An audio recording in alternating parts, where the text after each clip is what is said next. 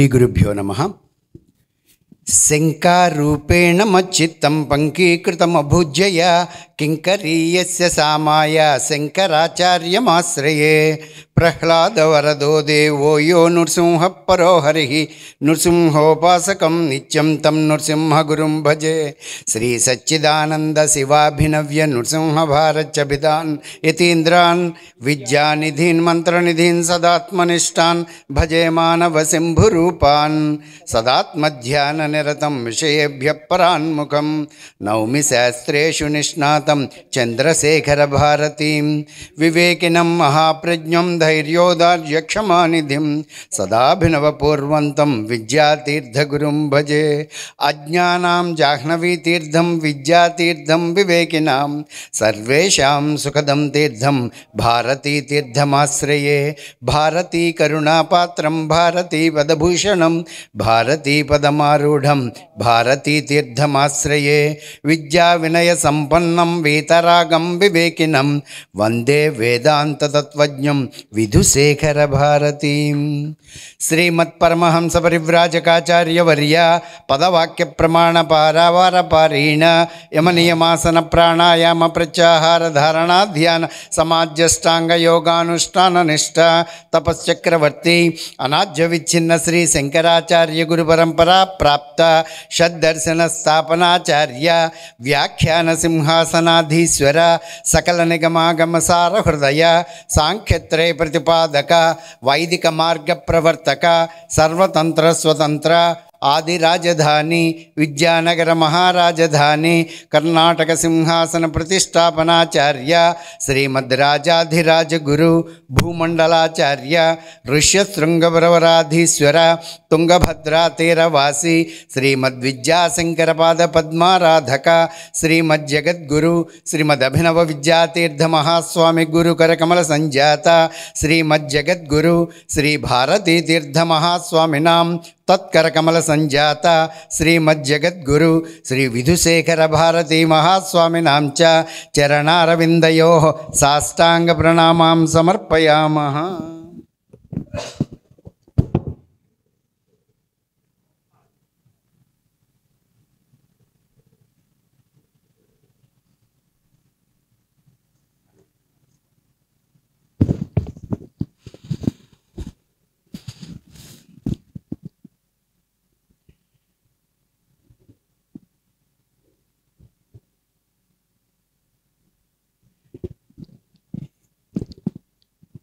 అందరూ ఆశీనులకండి. ఈ రోజున మీ అందరికీ తెలుసు ఎంత పర్వదినం అనేటువంటిది. ఈ పర్వదినం ఆదిశంకరులు అవతరించినటువంటి రోజన్న విషయం కూడా మీ అందరికీ తెలిసిందే. ఈరోజు మనం మొన్న పాడ్యమి నుంచి నేటి వరకు కూడా విశేష కార్యక్రమాలు జరుపుకుంటూ ఈనాటి కార్యక్రమం జరిపించటానికి చాలా వారు యువకులుగా కనిపిస్తున్నారు, కానీ విజ్ఞానంలో విశేషమైనటువంటి కృషి గురువుల అనుగ్రహం సంపూర్ణంగా పొందినటువంటి వారు శృంగేరి నుంచి ప్రత్యేకంగా ఈ కార్యక్రమం చేయటానికి హైదరాబాద్ వచ్చి, హైదరాబాద్ నుంచి విజయవాడ మన అందరి కోరిక మీద జగద్గురువుల గురించి మనకి తెలియచేయాలి అన్నటువంటి దీని మీద వారు రావటం జరిగింది. వారిని సాదరంగా వేదిక మీదకి ఆహ్వానిస్తూ శ్రీరామచంద్రమూర్తి గారిని సాదరంగా వేదిక మీదకి ఆహ్వానిస్తూ వారిని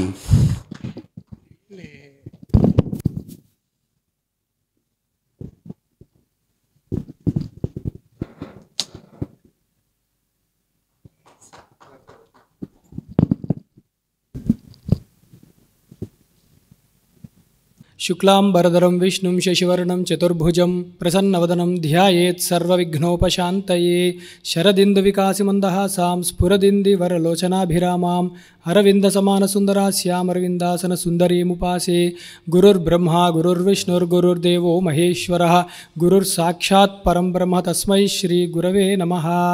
శంకారూపేణ మచ్చిత్తం పంకీకృతమభూద్యయ కింకరీయస్య సామాయ శంకరాచార్యమాశ్రయే. సదాశివసమారంభాం సదాశివసమారంభాం శంకరాచార్యమధ్యమాం అస్మదాచార్యపర్యంతాం వందే గురుపరంపరాం. భారతీకరుణాపాత్రం భారతీపదభూషణం భారతీపదమారూఢం భారతీతీర్థమాశ్రయే. విద్యావినయసంపన్నం వీతరాగం వివేకినం వందే వేదాంతతత్వజ్ఞం విదుషేకరభారతీం. మహాభ్యో ఋషుభ్యో గురుభ్యో నమః. శ్రీ గణేశ శారదా గురుభ్యో నమః. సభాయే నమః. ఈరోజు శంకరాచార్యుల వారి యొక్క జయంతి మహోత్సవంగా శారదా చంద్రమౌళీశ్వరుల అలాగే ఉభయ జగద్గురువుల యొక్క అనుగ్రహంతో మనం శంకర విజయాలలో కొంత ఘట్టాన్ని యథాశక్తి యథా ప్రేమతో స్మరించుకునే గొప్ప అవకాశం మనకి లభించినందుకు ముందుగా జగద్గురువులకు శారదా చంద్రమౌళీశ్వరులకు నమస్కారం చేసుకుంటూ సమనీయంగా మనం ఈ ప్రసంగంలోకి ప్రారంభిస్తున్నాము. ఈ ప్రసంగం యొక్క నామము లేదా మనం అనుకోవాలనుకుంటే శంకర సాక్షాత్ అని పెట్టుకున్నాం. అంటే ముఖ్యంగా దీని ఉద్దేశము శంకర చరిత్ర అనేక సార్లు చెప్పబడింది. అందరికీ కూడా ఎంతో అంత అవగాహన ఉండనే ఉన్నది. అయినను మనం స్మరిద్దాం చరిత్ర, ఎందుకంటే అదే గురు చరిత్ర, మనకి పరమ పవిత్రమైన చరిత్ర అది శంకర చరిత్ర మనకి. అందుకు ఖచ్చితంగా ప్రతి ఒక్కళ్ళ బాధ్యత కూడా శంకరాచార్యుల వారి యొక్క చరిత్రని మనం స్మరించేది ఉన్నది. అందులో గొప్ప విషయం మనకున్న సమయంలో మనం ఏం చేద్దాము అంటే, అసలు శంకరుడు కైలాస శంకరుడు అని అనేక పురాణాలు చెప్తున్నాయి, వేదమే చెప్పింది, మాధవీయ శంకర దిగ్విజయాలు కూడా చెప్పాయి. అయితే అది ఎట్లాగూ అంటే కొన్ని ఘట్టాలు మనం తీసుకొని యుక్తితో, అంటే ఎక్కడో శంకరులు కైలాసవాసి అయిన శివుడు కాలటిలో జన్మించాడు, ఆయన కూడా శంకరుడు అని ఉన్నది. అది ఉండగా కూడా యుక్తితో కొన్ని సంఘటనలు సరిగ్గా అర్థం చేసుకొని అసలు ఆ ఈశ్వరుడు ఎలాంటి వాడు, ఆయన తత్వము ఏమిటి, అవి శంకరులు వారి యొక్క నడవడిలో చరిత్రలో ఎంతగా వారు ప్రదర్శింపజేశారో మనం అర్థం చేసుకునే ప్రయత్నం చేస్తే ఆ గురువు యొక్క కటాక్షం కూడా మన యందు సంపూర్ణంగా ఉంటుంది అన్న భావనతో ఇలాంటి ఒక గొప్ప అంశాన్ని ఎంచుకోవడం ఆ జగద్గురువుల యొక్క ఆశీర్వాదం వల్ల మాత్రమే జరిగినది అని చెప్పుకుంటూ, అందరికీ తెలిసిందే శంకరాచార్యుల వారు మనకి సుమారుగా 1200 సంవత్సరాల క్రితం కాలటిలో జన్మించి ఉన్నారు.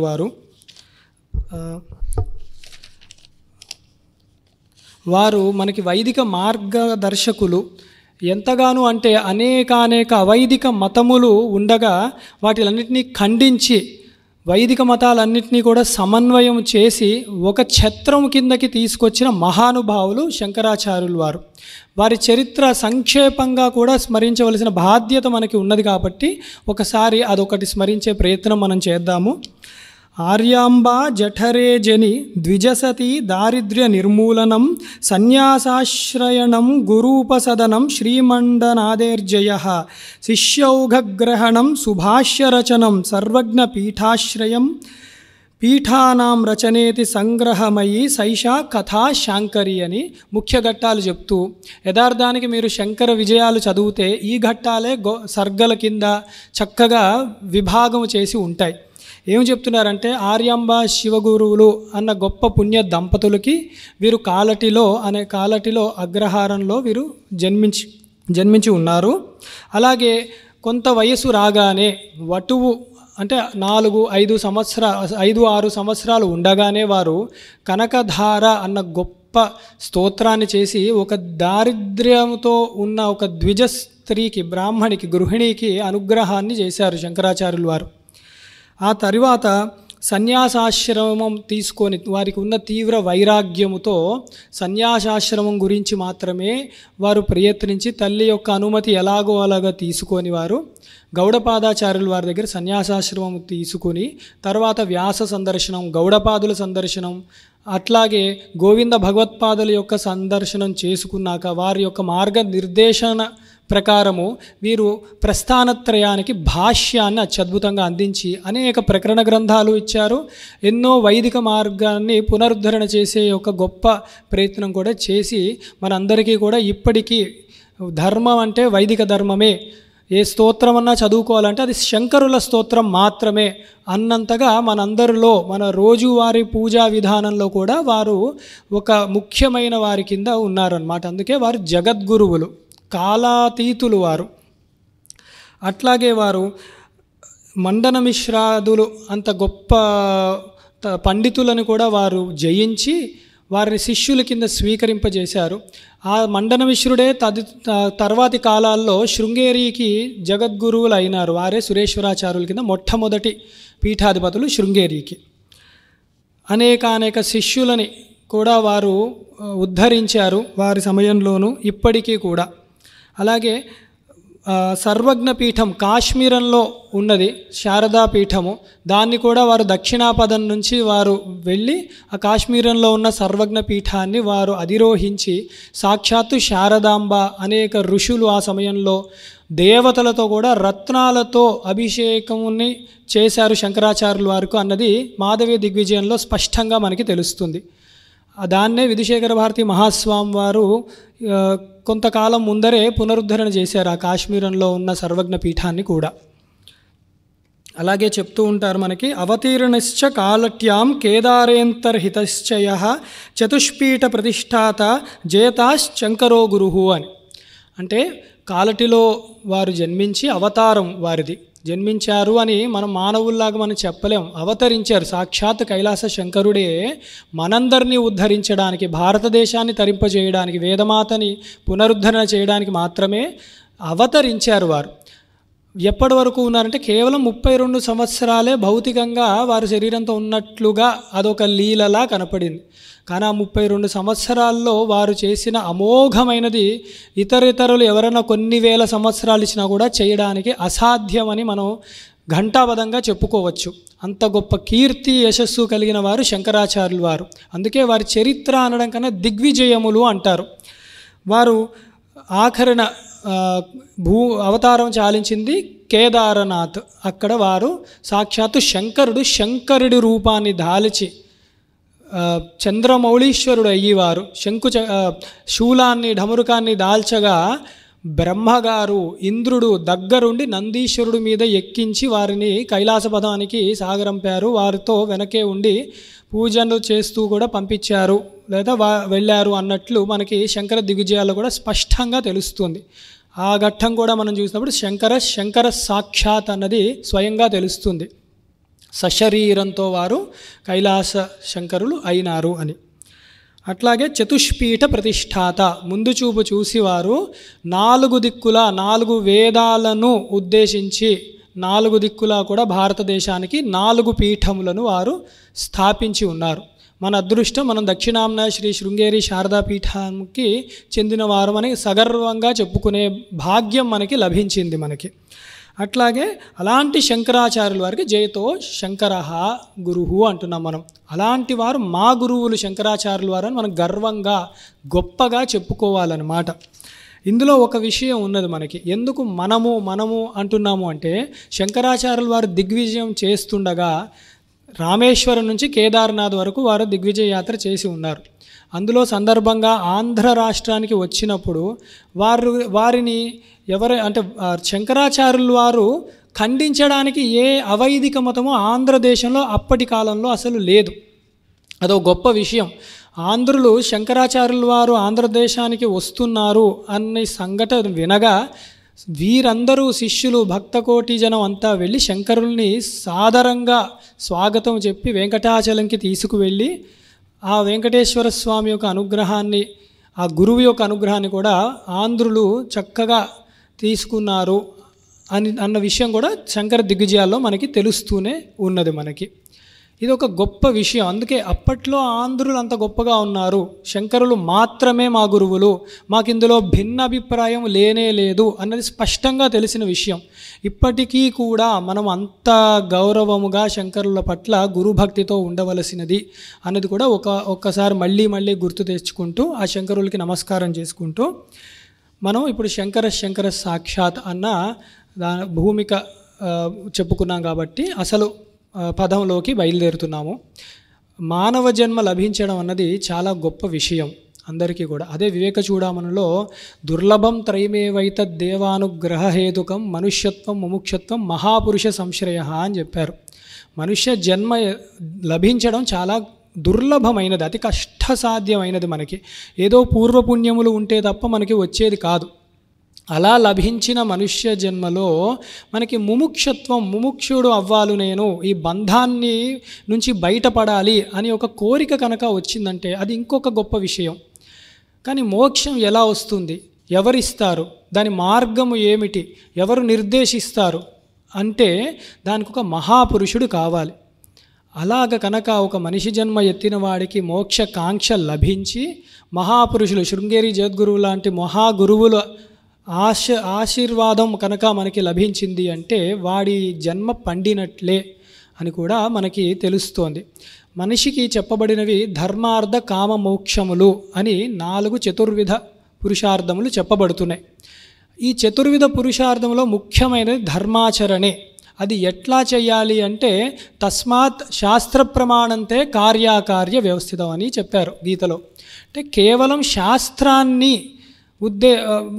ఉద్దేశించే మనం అది ఏమి చెప్తుందో చూసి మాత్రమే మనము ఏది చెయ్యాలి ఏది చెయ్యకూడదు అని నిర్ణయం చేసుకోవాలి.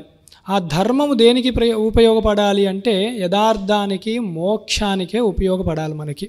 సరే, లౌకిక ప్రపంచంలో మనం ఉన్నాము కాబట్టి అర్ధకామాలని 2 మధ్యలో ఉన్నాయి మనకి. అయితే అర్ధము కానీ కామము కానీ ధర్మబద్ధమై ఉండాలి. అప్పుడు మళ్ళీ అవి కూడా మనకి మోక్షానికే క్రమేణా తీసుకువెళ్తాయి. అంటే ముఖ్య పురుషార్థం ఏది అంటే కేవలం మోక్షమే. ధర్మం ఆచరిస్తున్నాను దేనికి అంటే అంతిమముగా మోక్షాన్ని పొందాలి. అర్ధకామాలు దేనికి, ధర్మబద్ధమై మళ్ళీ మోక్షాన్నే పొందాలి అని. ఇది మనకి ఎవరు సన్మార్గాన్ని చూపిస్తారు మనకి అంటే ఒక సద్గురువు మాత్రమే మనకి ఈ యొక్క గొప్ప అవకాశాన్ని ఇవ్వగలడు. వారే శంకరాచార్యులు వారు మనకి. అందుకే మనం నిరంతరము కూడా గురు ప్రార్థన చేసేటప్పుడు గురుర్ బ్రహ్మ, గురుర్ విష్ణు, గురుర్ దేవో మహేశ్వర, గురుర్ సాక్షాత్ పరబ్రహ్మ తస్మై శ్రీ గురవే నమః అని అంటాం. దాన్ని ఎట్లా అర్థం చేసుకోవాలి, గురువు బ్రహ్మ ఎట్లా అవుతాడు, విష్ణువు మహేశ్వరుడు ఎట్లా అవుతాడు అన్నప్పుడు ఆ గురువు యొక్క అనుగ్రహము వల్ల శిష్యుడిలో మనము శరణాగతి చేస్తే ఆ దయతో కేవలం గురువుకు వచ్చేదేమీ లేదు, కానీ గురువుగారి యొక్క దయతో మాత్రమే వారు మన యందు జ్ఞానాన్ని జనింపజేస్తారు బ్రహ్మగారిలాగా. అక్కడ వారు బ్రహ్మ అవుతున్నారు. ఆ ఉన్న జ్ఞానం వచ్చి పోకూడదు వెంటనే, అది నిరంతరము మన యందు ఉండాలి, అది భాషించాలి ప్రకాశంగా. అందుకు ఆయన స్థితికారుడైన నారాయణమూర్తి అవుతున్నాడు ఆయన. అలాగే మనకి జ్ఞానము సాధనలో ఉండగా ఒకానొక సమయంలో నేనే బ్రహ్మమును అన్న అద్వైత స్థితి రావాలి. అదే బ్రహ్మవిత్ బ్రహ్మైవ భవతి. పరమేశ్వరుడు లయకారుడు అంటే ఒక కార్యము కారణములోకి వెళ్తుంది సహజంగా. ఎందుకు వెళ్తుంది అంటే కార్యము కారణం నుంచే వచ్చింది కాబట్టి. అట్లాగే సృష్టి స్థితులు అవన్నీ కూడా మహేశ్వరుడు నుంచి వచ్చాయి, ఆయనలోకే లయము అవుతాయి. అంటే బ్రహ్మము మనమే అవుతాము, బ్రహ్మము తెలుసుకున్నవాడు బ్రహ్మమే అవుతున్నాడు. అలాగ లయకారుడైన మహేశ్వరుడు కింద గురువే అయి ఉన్నాడు. ఇక్కడంతా మనం సగుణ సాకారమూర్తులు చెప్తున్నాం, బ్రహ్మ విష్ణు మహేశ్వరులు అని. ఇది కాకుండా నిర్గుణ నిరాకార స్థితి ఒకటి ఉన్నది. అందుకే గురు సాక్షాత్ పరబ్రహ్మ. దాని యందు త్రిగుణములు ఉండవు, గుణములు ఉండవు, ఆకారములు ఉండవు. అంతటి గొప్ప స్థితి గురువు. ఆ గురువు ఆయన ఆ స్థితిలో ఉండడమే కాదు, శిష్యుణ్ణి కూడా ఆ స్థితికి చేర్చగలడు అన్నమాట సద్గురు అంటే. అది కేవలం ఈ అద్వైతాచార్యుల్లోనే మనం ప్రస్ఫుటంగా వారి ఆశీర్వాదాలు లభించినప్పుడు మనకి తెలుస్తుంది, వారిని ఆశ్రయించినప్పుడు కూడా మనకి తెలుస్తుంది అని చెప్తూ శంకర సాక్షాత్లో మనకి ఒక గొప్ప మాట, మనకి ఒక గొప్ప శ్లోకము దిగ్విజయాల్లో చెప్పబడుతుంది. అసలు చరిత్ర ఎలా ప్రారంభమైంది శంకరాచార్యుల వరకు దిగ్విజయాల్లో చెప్పేటప్పుడు మనకందరికీ సుపరిచితమైన శ్లోకమే చెప్తున్నాను. అజ్ఞానాంతర్గహనపతితాన్ ఆత్మవిద్యోపదేశై త్రాతుం లోకాన్ భవదవశిఖా తాప పాపచ్యమానాన్ ముక్త్వా మౌనం వటవిటపినో మూలతో నిష్పతంతి శంభోర్మూర్తిశ్చరతి భువనే శంకరాచార్య రూపా అని అక్కడ స్పష్టంగా విద్యారణ్యులు వారు చెప్పారు. అజ్ఞానంతో పూర్వం ఒకానొక సమయంలో సనక సనందనాదులు కూడా ఏది నిజ బ్రహ్మతత్వము అని తెలుసుకోవలసి వచ్చిన సమయంలో సాక్షాత్తు కైలాస శంకరుడే ఉమాపతి ఆయనే దక్షిణామూర్తి కింద వారికి ఒక వటవృక్షము దగ్గర కూర్చొని మౌన వ్యాఖ్య ప్రకటిత పరబ్రహ్మతత్వం యువానం అని వారికి ఆ గొప్ప బ్రహ్మతత్వాన్ని మౌనముగానే ఉంటూ ఒక చిన్ముద్రని చూపిస్తూ ఆ బ్రహ్మతత్వం అంతా కూడా వారికి ప్రసారం చేసి ఉన్నారు. అలా చేయడంతో వారు మాట్లాడకుండానే అంటే గురోస్తు మౌన వ్యాఖ్యానం శిష్యాస్తు చిన్న సంశయ అంటారు. అంటే గురువు మాట్లాడని అవసరం లేదు, కానీ ఆ స్థితి వేరు, ఆ లోకము వేరు. గురువు అంత గొప్పవాడు, శిష్యులంత గొప్పవారు. కానీ ఇది కలికాలం, మనకి చెప్తేనే సరిగా అర్థమయ్యే అది స్థితిలో ఉండకపోవచ్చు. అందుకని గురువు తన దయతోనే అదే దక్షిణామూర్తి ఇలా కూర్చొని మౌనంగా చెప్తే కుదిరేది కాదు అని సాక్షాత్తు కైలాస శంకరుడే కాలటి శంకరులాగా అవతారముని చేసుకొని వారు భూమండలం మొత్తం తిరిగి మనకి భారతదేశాన్ని పునరుద్ధరణ చేసి శిష్యులందరినీ కూడా ఈ గొప్ప వైదిక మార్గంలోకి నిర్దేశకత్వాన్ని చేసి ఉన్నారు అని మనం తెలుసుకునే ఒక మంచి శ్లోకం ఇది. చెంబోరుమూర్తి చరతి భువనే శంకరాచార్య రూప అని. ఈ భూమండలం మీద సాక్షాత్తు శంకరుడే ఈ శంకరాచార్యులు వారి యొక్క రూపంలో మనకి తిరిగి ఉన్నారు, నడయాడారు అని చెప్తున్నామన్నమాట. అందుకే శంకరాచార్యులు వారిని కూడా మనం తలుచుకునేప్పుడు శంకారూపేణ మచ్చిత్తం పంకీకృతం అభూద్యయ కింకరి యస్య సామాయ శంకరాచార్యమాశ్రయే అని చదువుతాం. అంటే అజ్ఞానంలో ఉండే మనకి ఏ సంశయాలు ఉన్నా కూడా శంకరాచార్యులు వారిని ఆశ్రయించిన వాడికి అవి పటాపంచలైపోతాయి. ఎలాగూ అంటే అక్కడ ముందు దక్షిణామూర్తి మౌనంగా వ్యాఖ్యం ఇచ్చినప్పుడు ఎలాగైతే సంశయాలు చిన్న సంశయ అన్నారో మనకి కూడా అదే ఒక గొప్ప స్థితి లభిస్తుంది అని శంకరాచార్యులని ఎప్పుడు ప్రార్థిస్తూ ఉంటాం. అయితే ఇక్కడ శంకరాచార్యులు వారి గురించి కూడా పురాణాల్లో శివరహస్యం అన్న ముఖ్య గ్రంథంలో కూడా చెప్పబడి ఉంది. అది ఒకసారి మనం చూడొచ్చు. పురాణాల్లో కూడా ఆద్యే సత్యమునిస్సతాం వితరతి జ్ఞానం ద్వితీయే యుగే దత్తో ద్వాపర నామకేతు సుమతిర్వ్యాస కలౌ శంకర అని 4 యుగాలలో కూడా ఎవరు జగద్గురువులు అన్న విషయం వచ్చినప్పుడు శివరహస్యం అన్న గ్రంథంలో చెప్పారు. సత్యయుగంలో కృతయుగంలో కపిలుడని, త్రేతాయుగంలో దత్తాత్రేయులు వారని, ద్వాపర యుగంలో వ్యాసుల వారని, సాక్షాత్ శంకరాచార్యుల వారు కలియుగంలో జగద్గురువులు అని స్పష్టంగా చెప్పబడింది పురాణంలో. అంటే పురాణం అన్నది ఎప్పుడు భూత భవిష్యత్ కాలాలని కూడా ఉద్దేశించి చెప్తుంది. అప్పుడు జరిగిన విషయం మాత్రమే కాదు, జరగబడే విషయాన్ని కూడా చెప్తుంది. అందుకే భవిష్య పురాణాలు లాంటివి కూడా ఉండనే ఉన్నాయి మనకి. అక్కడ చెప్పారనమాట కలిలో శంకరాచార్యుల వారు జగద్గురువు కింద వస్తారు అని. అయితే కొందరు అనొచ్చు, అంటే పురాణం కదండి, వేదము సత్ప్రమాణం కదా, దాని సంగతి ఏమిటి అంటే దానిలో కూడా ఉండనే ఉండదని పెద్దలందరూ కూడా ఈ విషయం చెప్పారు. అందరికీ పరిచయమైన యజుర్వేదాంతర్గతమైన శ్రీ రుద్రం ఒకటి ఉండనే ఉన్నది. దానిలో మనకి శంకరాచార్య ఒక నామం ఉంటుంది పరమేశ్వరుడికి, కపర్దినేచ వ్యుప్తకేశాయచ అని చెప్పి దానికి వివరణ ఇస్తూ చెప్పారు భాష్యాల్లో వ్యాఖ్యానాల్లో. కపర్దో జటాజూట యస్యాస్తితి కపర్ది. అంటే కపర్ది అన్న నామానికి అర్థం ఏమిటి అంటే జటాజూటం ఉంటుందన్నమాట. అది కపర్ది అనే స్వరూపం శివుడికి. ముండితకేశ వ్యుప్తకేశ, బోడిగుండుతో ఉన్న తల ఉంటే అది వ్యుప్తకేశ అన్న నామము అని. యథార్థానికి శివుడి యొక్క ఇతర అవతారాల్లో చూస్తే ఎక్కడా కూడా మీరు ఇది గమనించారు గుండుతో ఉన్నట్లు అని. అది ఎవరు అంటే సాక్షాత్తు శంకరులు, భవిష్యత్తులో వచ్చే శంకరాచార్యుల వారి గురించి అక్కడ చెప్పబడింది. దానికే ఈ మాటకే విద్యారణ్య స్వామి వారు కూడా భాష్యంలో చెప్పారు, పాశుపతాది వేషేణ కపర్దిత్వం యత్యాది వేషేణ ముండిత కేశత్వం అని. అంటే ఇంకా స్పష్టపరిచారన్నమాట. ఇప్పుడు ముండిత అన్నది ఇంకా ఎలాగు అంటే పాశుపతము, అంటే పశుపతి కింద ఉన్నప్పుడు శంకరుడు, దాన్ని మీరు కపర్ది అనండి. ముండిత కేశం అన్నప్పుడు ఎత్తివేషంలో ఉన్నవాడిని అనాలి అని. అలా చూసుకుంటే కూడా వేద భాష్యంలో కూడా మనకి స్పష్టంగా శంకరాచార్యుల వారే పరమశివుడు అని కూడా నిర్ధారణ చేసే ఒక మంచి విషయాలు చెప్పబడ్డాయి అని అర్థం చేసుకుంటూ మనం శంకరుల్ని పూజించేటప్పుడు కూడా స్తోత్రం చేసేటప్పుడు శృతి స్మృతి పురాణానాం ఆలయం కరుణాలయం నమామి భగవత్పాద శంకరం లోకశంకరం అని చెప్పి చక్కగా మనము మనస్ఫూర్తిగా ప్రార్థన చేస్తాం ప్రతిరోజు కూడా. అయితే ఏమిటి ఇక్కడ విషయం? శృతి స్మృతి పురాణానాం అంటే శృతులు అంటే వేదములు, స్మృతులు అంటే ఋషిప్రోక్తమైనవి, పురాణాలు అంటే పురాణాలు వ్యాసప్రోక్తమైనవి కూడా ఉన్నాయి. మనకి అష్టాదశ పురాణాలు, ఉపపురాణాలు అనేక ఉన్నాయి.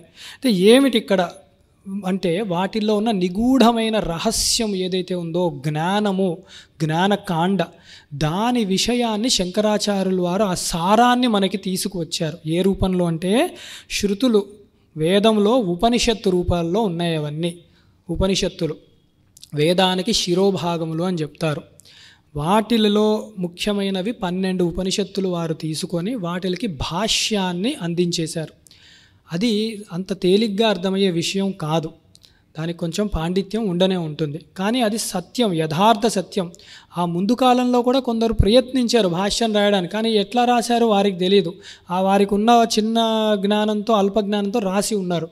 కానీ దేవతలు, ఋషులు కూడా అప్పుడు ప్రార్థించేవారు అన్నమాట, ఒక గొప్ప అవతారం రావాలి, వారు మనకి ప్రస్థానత్రయం అని చెప్పి ముందు చెప్పబోతున్నాం, వాటికి భాష్యాన్ని అందించాలి అని.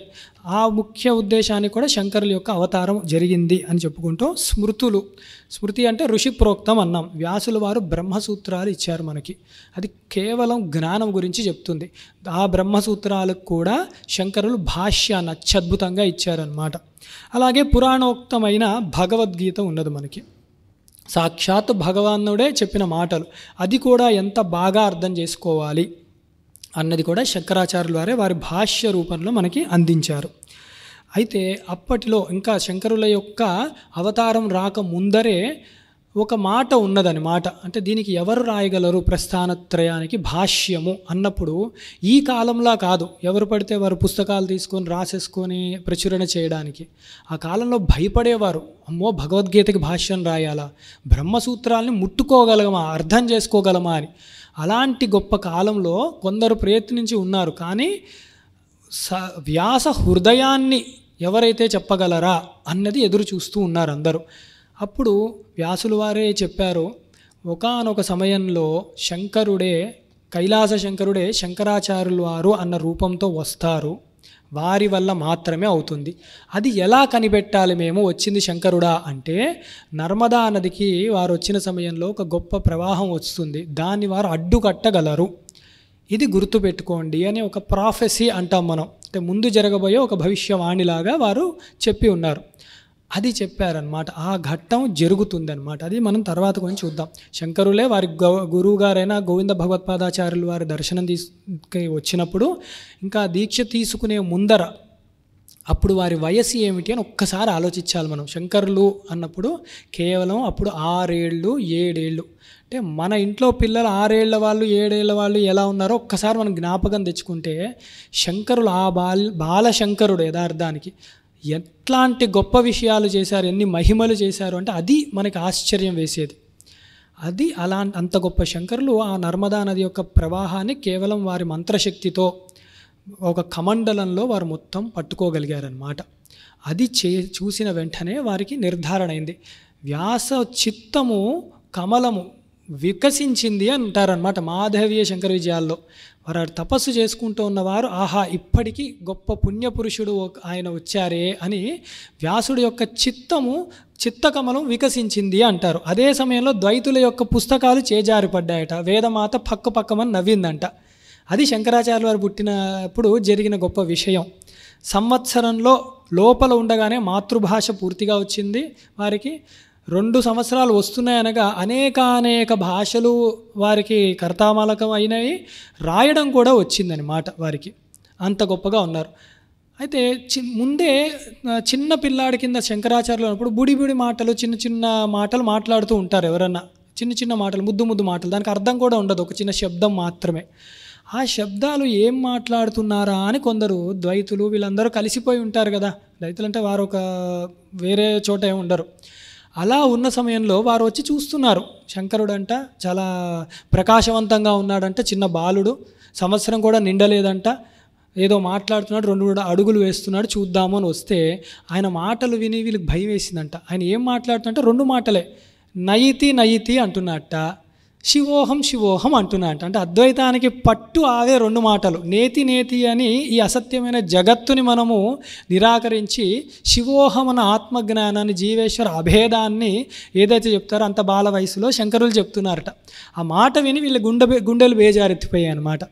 2 అడుగులు వేస్తుంటే ఏదో అద్వైత సింహం మీద పడుతోందేమో అని ఎక్కడికి పారిపోవాలా అని చూస్తున్నారంట ద్వైతులు. పారిపోవడానికి అఖండమైనది ఆత్మతత్వం. అయ్యో మాకు పారిపోవడానికి కూడా ఎక్కడా లేదే, దిశ కనపడట్లేదే అని భయపడిపోతున్నారంట. ఇలా ఉన్నారు శంకరులు అని దిగ్విజయంలో చెప్తున్నారన్నమాట. ఆ వర్ణన అంత గొప్పగా ఇచ్చారు విద్యారణ్యుల స్వామి. అలాంటి శంకరులు మనకి సామాన్యులకి, అంటే భాష్యం అన్నది కొంచెం పాండిత్యం ఉన్నవారికి గట్టిగా అర్థమవుతుంది. దానికి అనేక ముందు ప్రిపరేషన్ అంటారు కదా, అలాగా నేర్చుకొని ఉండాలన్నమాట. కొంచెం సంస్కృత పాండిత్యం వచ్చి ఉండాలి వాళ్ళకి. అలాగే గురువు కూడా దొరకాలి, ఆ భాష ఉన్నది. వీరి అవకాశంతో కూడా వీళ్ళు నేర్చుకోవాలి. ఇది కొంత కష్టతరం అనే చెప్పుకోవచ్చు. కానీ మనలాంటి సామాన్యులకి ఎట్లాగూ అన్నప్పుడు ప్రకరణ గ్రంథ రూపాల్లో అదే భాష్యంలో ఉన్న సారాన్ని శంకరాచార్యుల వారు అతి తేలికగా అర్థమవడానికి అనేక ప్రకరణ గ్రంథాలు ఇచ్చారు. అది ఏకశ్లోకి నుంచి ఇంకా చూస్తే వివేక చూడామణి, పంచదశి అని చెప్పి చాలా పెద్ద ఉత్కృష్ట గ్రంథాల వరకు కూడా ఉండనే ఉన్నాయన్నమాట. ఎంత గొప్పగా ఉంటుందంటే వాటి శైలి, అవి కనుక మనం చూస్తూ ఉంటే ఆత్మతత్వం ఇంత సులువుగా మనకు అర్థమవ్వడానికి ఎలా ఇచ్చారు అంటే, కేవలం ఆత్మతత్వాన్ని అనుభవించిన వాడే ఇస్తే కానీ మనకి ఇది అర్థం కాదు అని ఖచ్చితంగా మనకి తెలిసి తీరాల్సిందే. అట్లాగే ఇంకా సామాన్యులు ఉన్నారు. నిత్యం మనం దేవారాధన చేసుకోవాలి అన్నప్పుడు కావాల్సింది స్తోత్రం. ఒక భగవంతుని ఎలాగ పూజించాలి, ఎలాగో అలా పూజించడం కాదు, ఆ భగవత్ ప్రీతిని ఎలాగ మనం తెచ్చుకోవాలి, సాంప్రదాయబద్ధంగా ఉండాలి, ఆ తత్వాన్ని కూడా భగవత్ తత్వం ఎట్లా ఉండాలి, ఇవన్నీ ఆయన ఉద్దేశించి అతి తక్కువ చిన్న శ్లోకాల రూపాల్లో మనకి శారదా భుజంగం కానీ, గణపతి పంచరత్నం కానీ, అలాగే శివుడి మీద అనేక స్తోత్రాలు, సౌందర్య లహరి, శివానంద లహరి ఉండనే ఉన్నాయి, రాముల వారి మీద ఉన్నాయి మనకి భుజంగ ప్రేతాష్టకాలు, సుబ్రహ్మణ్యుడి మీద ఉన్నాయి. అలాగా ఎన్నో శ్లోకాలు మనకి ఇచ్చారు.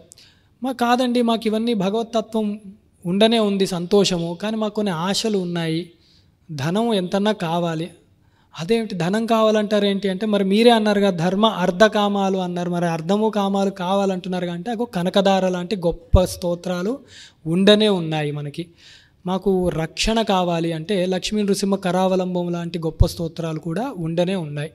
మనం ఆ చరిత్ర చూసి అవి ఏ ఘట్టంలో అవి ఆవిర్భవించాయని చూస్తే అలాంటి దుర్గతులు మనకి రాకుండా శంకరాచార్యులు వారు గురుదేవులు, అలాంటి గురుదేవులు, అలాగే ఆ దేవతామూర్తి కూడా మనల్ని అనుగ్రహించి మన కష్టాల నుంచి బయట పారేసే గొప్ప సన్నివేశాలు కూడా మనకి దొరుకుతూనే లభ్యంలోనే ఉన్నాయి ఇప్పటికి కూడా అని చెప్పుకుంటూ, తర్వాత శంకరులు ముఖ్యంగా మనకి ఏం చేశారు అంటే, మనకి ఎప్పుడైనా సాధనలో మోక్ష పదంలో ఉండాలి అన్నా కూడా 3 మార్గాలు చెప్పబడ్డాయి. అవి కర్మ మార్గము, భక్తి మార్గము, అలాగే జ్ఞాన మార్గము. కర్మ అంటే మనం ఎప్పుడు దానిలో త్రిపుటి ఉండనే ఉంటుంది. ఏదో ఒక వైదిక కర్మ చేయడము, శాస్త్రబద్ధమైన కర్మ చేయడము. వాటి గురించి వారు ఏమి చేశారంటే ముఖ్యంగా ధర్మరక్షణ చేశారు వారు. అవైదిక మతాల్ని ఖండన చేయడమే గొప్ప విషయం. దాన్ని ఎంత యుక్తితో చేసి ఉండాలి, ప్రమాణాలు చూపెట్టుకుంటూ. సర్వజ్ఞులు కాబట్టి వారి వల్ల మాత్రమే అది జరిగింది. అలాగే అనేక క్షేత్రములు వాటిని కూడా పునరుద్ధరణ చేసి వామాచారాలని, అవైదిక మతాలను అవన్నీ ఖండించి వారు సశాస్త్రీయమైన మార్గాన్ని మొత్తం నిర్దేశించి ఉన్నారు. అది ధర్మ మార్గం. అలాగే మనకి సాధన పంచకం అలాంటి వాటిల్లో కూడా మనకి ఎలాగ బ్రతకాలి అన్నది కూడా చాలా సరళంగా పంచకం అంటే 5 శ్లోకాల్లో 40 మార్గములు చెప్పారు. మనం ఎలా 40 సాధనలు అన్నమాట. వేదో నిత్యమదీయతాం తదుద కర్మస్వనుష్ఠీయతాం అని ప్రారంభమవుతుంది. అత్యద్భుతంగా ఉంటుందన్నమాట. అది కూడా మనం రోజు చదువుకునే ఒక ముఖ్య గ్రంథాల్లో ఒకటి. భక్తి మార్గంలో ఏం చేశారంటే ఇందాకే చెప్పాం, అనేక స్తోత్రాలు ఇచ్చారు, అనేక ఆలయాలని పునరుద్ధరణ చేసి వారిలో వైదికమైన మార్గాన్ని పునరుద్ధరణ చేస్తూ కూడా ఆచార్య వ్యవస్థ ఎట్లా ఉండాలి అని కూడా వారు నిర్దేశించి ఉన్నారు. వాటిల్లో ఒక భాగం కూడా మనకి చతురామ్నాయ పీఠాలని కూడా పెట్టారు. కర్మ, భక్తి, జ్ఞాన మార్గాలు 3 నడుస్తూ ఉంటాయి అక్కడ చూస్తే మనకు. అందుకే అలాగే షణ్మతాలు స్థాపన చేశారు వారు. అంటే 6 మతాలు. ఏమిటి 6 మతాలు అని ఎప్పుడు మనం కంగారు పడక్కర్లేదు. శివుడి యొక్క కుటుంబం 4 ఉంటారు. వాటిల్లో మనం చూస్తే శైవము, శాక్తేయము, గాణాపత్యము, కౌమారము. అంటే శివుడు, అమ్మవారు, గణపతి, సుబ్రహ్మణ్యుడు, తర్వాత శ్రీమన్నారాయణమూర్తి, ఇంకోటి ఉన్నది సూర్యనారాయణమూర్తి. అలా మనం తేలిగ్గా కూడా గుర్తుపెట్టుకోవచ్చు. ఇది ఎలాగ ఆచరించాలి అంటే పంచాయతన పూజ విధానం కూడా వారు చెప్పారు మనకి. ఇలాగ భక్తి మార్గంలో కూడా తరించడానికి ఇన్ని ఇచ్చారు మనకి. ఇంకా జ్ఞాన మార్గం చెప్పక్కర్లేదు. భాష్యం ఇచ్చారు, ప్రకటన గ్రంథాలు ఇచ్చారు, పీఠాలను ఇచ్చారు, అవిచ్ఛిన్నమైన పీఠాధిపతుల్ని వారు ఏర్పాటు చేశారు. మనము వెళ్ళి వారి దగ్గర వెళ్ళి తరింప చేసుకోవడం మన బాధ్యత తప్ప అది, ఎందుకంటే ఉద్ధరేది ఆత్మానాత్మానం అని చెప్తోంది గీత కూడా. అందుకని మనమే తరింప చేసుకోవాలి. గురువుగారిని ఆశ్రయించి తద్విద్ది ప్రణిపాతేన పరిప్రశ్నేన సేవయా అని చెప్పేది. ఉపదేక్షంతు తే జ్ఞానం జ్ఞానిన తత్వదర్శిన. అంటే గురువుగారి యందు మనం అంజలి ఘటించి అతి వినయంతో, స్వామి నాకు ఈ సంసార చక్రం నుంచి బయటపడాలని ఉన్నది, నాకు మీరు తత్వోపదేశం చేయండి అని అడగగా అప్పుడు వారి యొక్క అనుగ్రహం మన యందు ప్రకాశింపగా అప్పుడు జ్ఞానజ్యోతి వెలుగుతుంది మన యందు అని తెలుసుకుంటూ ఇలాగ కర్మ భక్తి జ్ఞానములను కూడా వారు ఉద్ధరించారు. అంటే శంకర ఆచార్యుల వారు. ఆచార్య శబ్దం ఎవరికి పడితే వాళ్ళకి ఇచ్చా అంటే ఆలోచించాలి ఒకసారి మనం ఎవరిని ఆచార్యులు అనాలి అని. ఆచినోతి శాస్త్రార్థం ఆచరే స్థాపయత్యపి స్వయం ఆచరేత్ యస్మాత్ తస్మాదాచార్యష్యతి అని. ముందు శాస్త్రాన్ని వారు అవగతం చేసుకోవాలి, క్షుణ్ణంగా అధ్యయనం చేయాలి. తర్వాత వారు ఆచరించి కూడా చూపెట్టాలి. ఆచరించిన దాన్ని ఇతరులతో ఆచరింపజేయాలి. వారిని ఆచార్యుల వారు అంటారు. అందుకు శంకరాచార్యులు వారి చరిత్ర చూస్తున్నప్పుడు కూడా రామచంద్రమూర్తి చరిత్ర చూసినప్పుడు ఎలాగ రామో విగ్రహవాన్ ధర్మ అంటామో అలాగే శంకరాచార్యుల వారిని చూసినప్పుడు కూడా ఆ ధర్మం ఎట్లా ఉన్నది, ఆచరణ ఎట్లా ఉన్నదని స్పష్టంగా తెలుస్తుందన్నమాట. సందేహం అవసరం లేదు. శంకరుల చరిత్ర క్షుణ్ణంగా చదివి ఫలానా సమయంలో శంకరులు అట్లా ప్రవర్తించారు, మనం కూడా తల్లిని అలా కాపాడుకోవాలి. గురువుల పట్ల వారి గౌరవం అలా ఉన్నది, మర్యాద అట్లా ఉంది, మనం అలా ఉండాలి. శిష్యులకి వారు శిష్య ఉపదేశం చేశారు, మనము అలాగా మన ఇంట్లో పిల్లలకు కానీ శిష్యులు ఉంటే వారికి కానీ ఉపదేశం అంత గొప్పగా చేయాలి. వారు ధర్మాన్ని ఆచరింపజేశారు, మనము అట్లా ఉండాలి. అలాగే అనేక విషయాలు ఉన్నాయి వారి చరిత్రలో. అందుకు ఆచార్యుల వారు శంకరులు అని తెలుస్తూ, అయితే శంకరులకి జగద్గురువు అన్న శబ్దం కూడా ఉన్నది. ఇప్పుడు అది కూడా చూద్దాం. మనం మెల్లిగా మన ఘట్టంలోకి వెళ్తున్నాం అన్నమాట. జగద్గురువు అంటే అనేక మంది ఏదో చెప్తూ ఉంటారు, కానీ శృంగేరి గురువులే చెప్పారు ఒకసారి, ఈ జగత్తు అంతటినీ కూడా జ్ఞమాత్రముగా బ్రహ్మముగా దర్శింపచేయగలిగేవాడు ఎవరో వాడు జగద్గురువు అని చెప్పారు.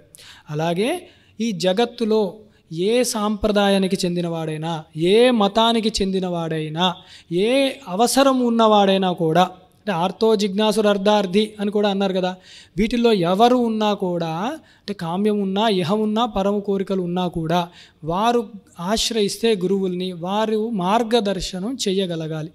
వారిని జగద్గురువులు అంటారు.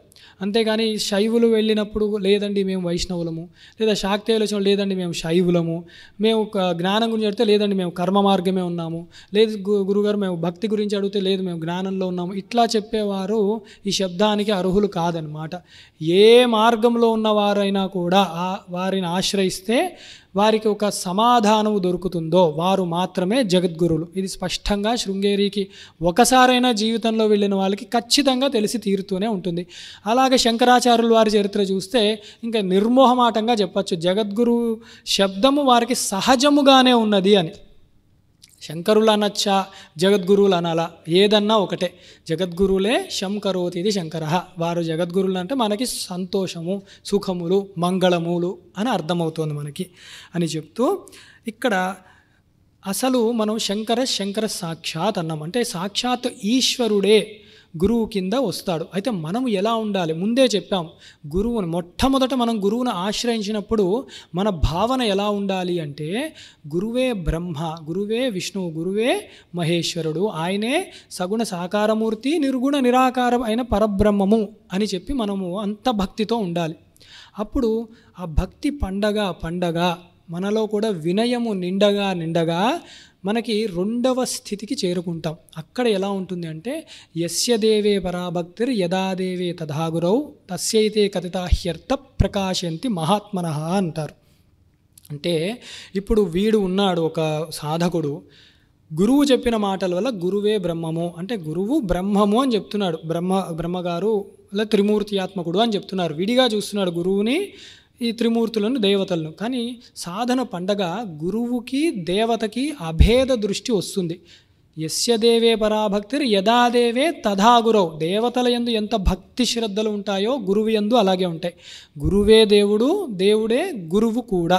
అందుకే గురువులు, దేవత కూడా అవతారాలు తీసుకున్నప్పుడు విచిత్రం, నారాయణమూర్తి హయగ్రీవుడి కింద, శంకరుడు దక్షిణామూర్తి కింద, అంబిక శారద కింద జ్ఞానమూర్తుల్ని దాల్చారు వారు.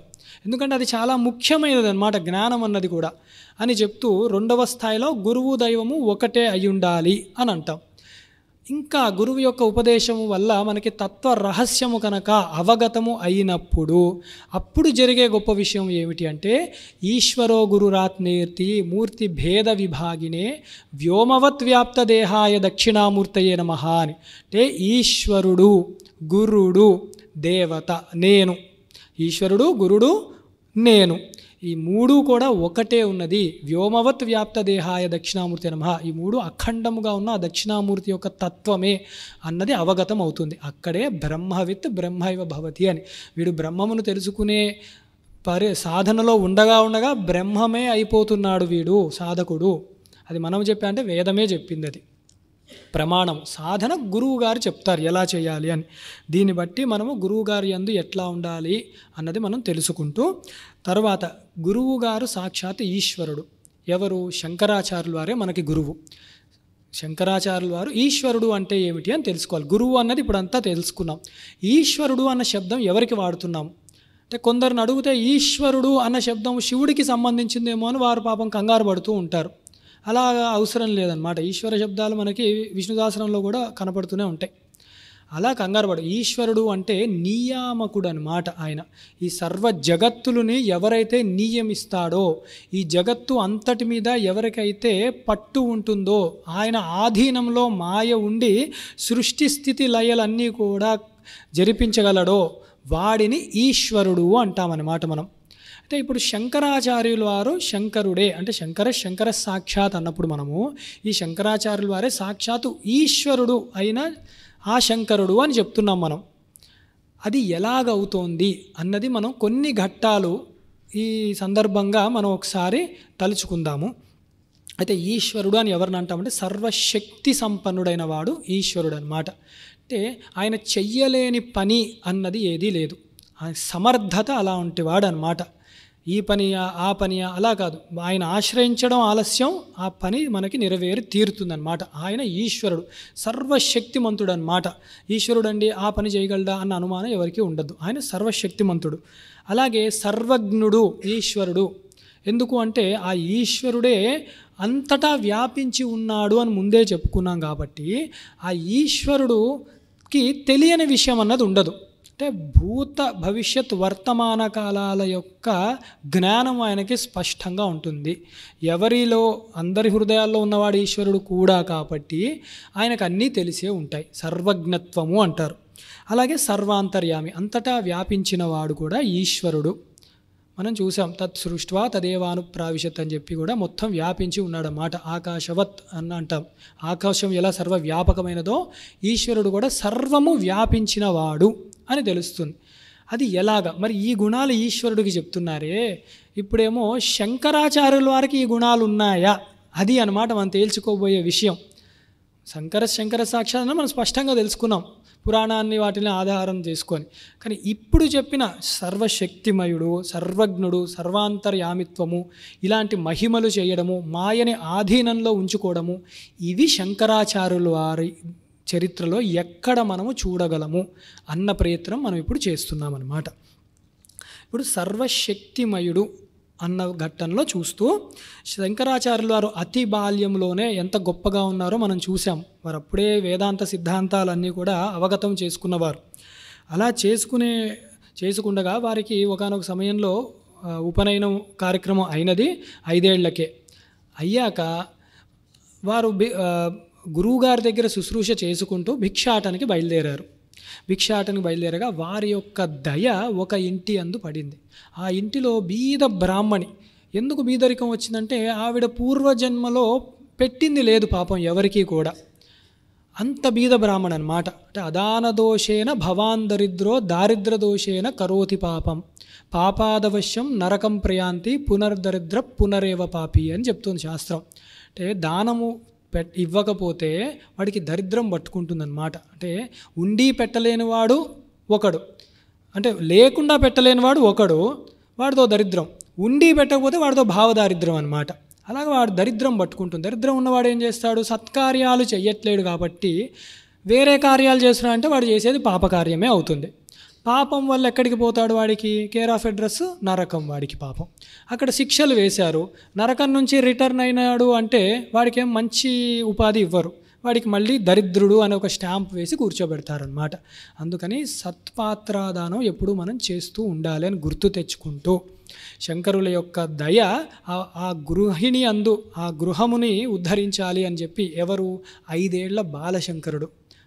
అంతటి శంకరులు వెళ్ళగా గృహిణి పాపం చూసి భవతి భిక్షాందేహి అని శంకరులు అడగ్గా, అయ్యో నాయనా నీకు ఇవ్వడానికి ఏదీ లేదే, నా దరిద్రం అలా ఉంది, భావం ఉన్నది నీకు ఇవ్వాలని, ముచ్చటగా బాలశంకరుడిలాగా ఉన్నావు నువ్వు, కానీ నేను ఏం చేయగలను అంటే ఆవిడ వెతికి ఒక ఎండిపోయిన ఉసిరికాయని పట్టుకొచ్చింది. ఇదే ఉంది నాయన అంటే, ఇవ్వమ్మా దానికే ఉంది అని ఆయన ఇవ్వగా, ఆవిడ శంకరులకి ఇవ్వగా వెంటనే ఆవిడ యొక్క దరిద్రాన్ని ఒక్కసారి వారి దయతో కరుణతో చూసి శంకరులు సాక్షాత్ శ్రీ మహాలక్ష్మీదేవిని ప్రార్థన చేశారు. అదే కనకధార యొక్క ఘట్టం.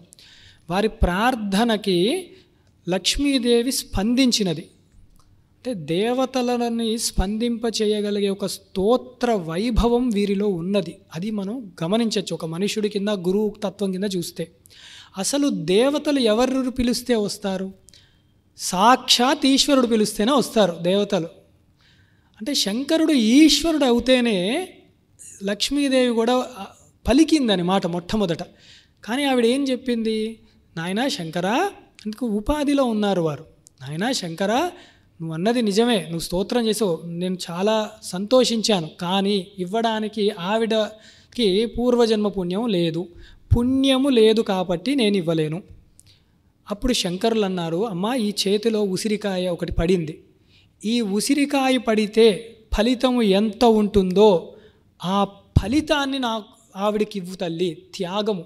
ఏమి కనకదారు చేస్తే బంగారు ఉసిరికాయలు కురిపించింది లక్ష్మీదేవి. ఈయన అన్నపూర్ణాష్టకం చేసి భిక్ష తెచ్చుకోలేరా అంటే ఈయన గురించి కాదు శంకరులు చేసింది. అవతల ఒక గొప్ప సంఘటన జరగబోతోంది. తరతరాలుగా మనలాంటి వాళ్ళు కూడా కనకధారణ చేసి ఉద్ధరింపబడాలి అని ఒక గొప్ప సంకల్పం చేసుకున్నారు వారు. ఇక్కడ ఇంకా ముచ్చట మనం చూడాల్సింది, అమ్మవారు ఏమన్నారు? నేను ఈవిడికి ఫలము లేదు, పుణ్యఫలము లేదు కాబట్టి ఇవ్వట్లేదు అన్నారు. శంకరులు ఏమంటున్నారు? నేను కర్మ ఫలదాతను, నేను నిర్ణయం చేస్తున్నాను. అక్కడ ఉసిరికాయకి వచ్చే పుణ్యం నువ్వు ఇవ్వచ్చు తల్లి అని చెప్తున్నారు. ఎవరు ఈశ్వరుడు అంటే? కర్మ ఫలదాత. అంటే ఈయన చెప్పగలిగారు ఏ కర్మకి నువ్వు ఏది ఇవ్వాలి అని. అక్కడ మనకి ఈశ్వరత్వం స్పష్టంగా తెలుస్తోంది శంకరులో. ఎవరిలో? బాలశంకర రూపంలో ఉన్న 5 ఏళ్ల ముద్దుగా ఉండే ఒక వటువు ఆ రూపంలో దర్శిస్తూ, కానీ ఆయన జగద్గురువు ఆయన. అలాంటి శంకరుడు కర్మ ఫలదాత అయ్యి ఆ రోజు అమ్మా నేను చెప్తున్నాను అనుగ్రహించు అంటే గొప్ప స్తోత్రం బయలుదేరింది మన గురించి. అంగం హరేహే పులక భూషణమాశ్రయంతి భృంగాంగనేవ ముకుళాభరణ తమాలం అంగీకృత విభూతిరపాంగిలా మాంగళ్యదాస్తు మమ మంగళదేవతాయ అని చెప్పి అత్యద్భుతంగా వారు స్తోత్రం చేయగా బీద బ్రాహ్మణి యొక్క గృహం నిండా బంగారు ఉసిరికాయలే. ఆవిడ అడుగు పెడితే బంగారం. అంత గొప్ప దయ శంకరులకి. వారు ఏమైనా ఉసిరికాయ తీసుకున్నారా వెళ్ళి? అది లేదు. మళ్ళీ వారు స్తోత్రం చేశారు, వారి పని అయిపోయింది అంతవరకే. త్యాగశీలి వారు, మనల్ని తరించడానికి వచ్చారు. ఈ ఘట్టంలో కర్మ ఫలదాత కింద శంకరులు ఎట్లా ఉన్నారన్నది తెలుస్తుంది. తర్వాతి కాలంలో మనం చూస్తే పూర్ణా నది తీరాన వారి అగ్రహారం ఉన్నది. వాళ్ళకి నివసిస్తూ ఉన్నారు. ఒకానొక సమయంలో వాళ్ళ అమ్మగారు రోజు కూడా వారు నదీ స్నానం చేసుకుంటూ అనుష్ఠానం అక్కడ చేసుకుంటూ వస్తూ ఉండేవారు. ఎండ తాకిడికి వారి అమ్మగారికి కొంచెం శోష వచ్చి కళ్ళు తిరిగి పాపం పడిపోయారు. అపారమైన దయ, వారికి తల్లిదండ్రులు అంటే.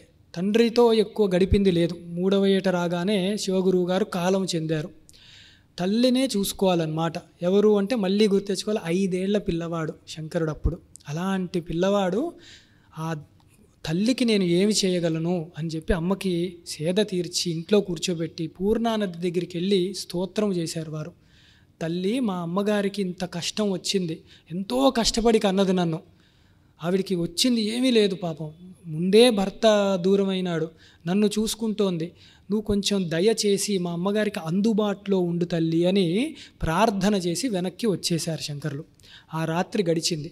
పొద్దున్న లేస్తుండగా ఆ అగ్రహారంలో అందరూ కూడా ఏమిటి ఎండాకాలంపై వర్షాకాలం వచ్చిందా, నీటి తుంపర్లు పడుతున్నాయేంటి, ఇంత చల్లగాలి వస్తుందేంటా అని చూస్తే పూర్ణానది అతి దగ్గరలోకి వచ్చింది. అంటే పూర్ణానది గమనం అలా ఉంటే అది ఒకసారి వెనక్కి తీసుకొని వీరి ఇంటికి దగ్గర నుంచి వెళ్ళిందనమాట. ఇంత అద్భుతమైన సంఘటన జరిగింది. అందరూ సంతోషించారు.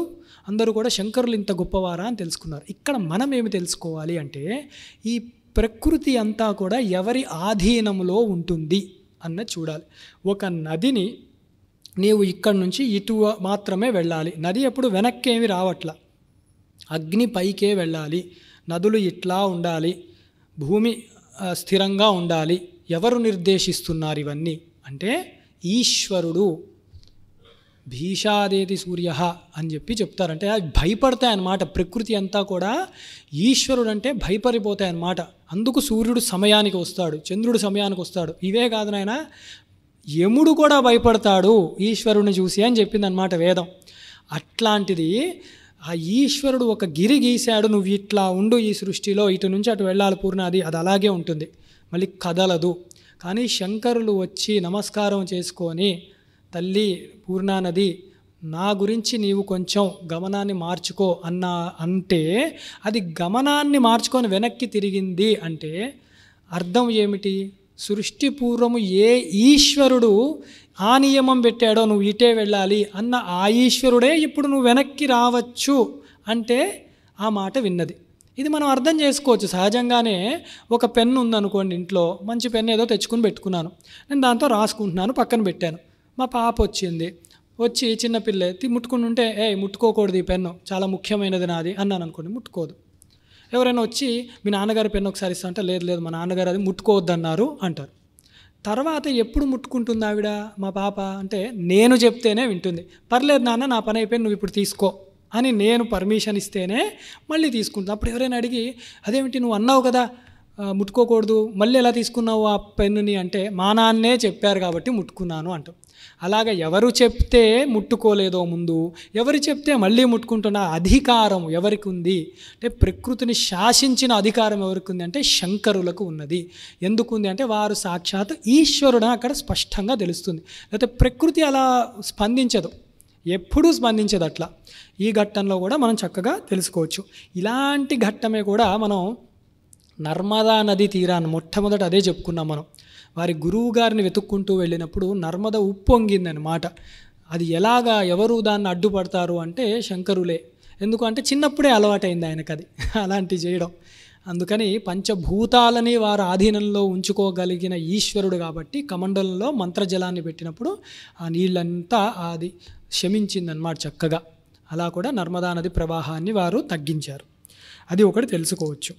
ఇప్పుడు ఇంకో గొప్ప విషయం మనం చూస్తే పంచభూతాలు అంటాం మనం. అంటే అది పృథివీ, ఈ జలము, అగ్ని, వాయువు, ఆకాశం.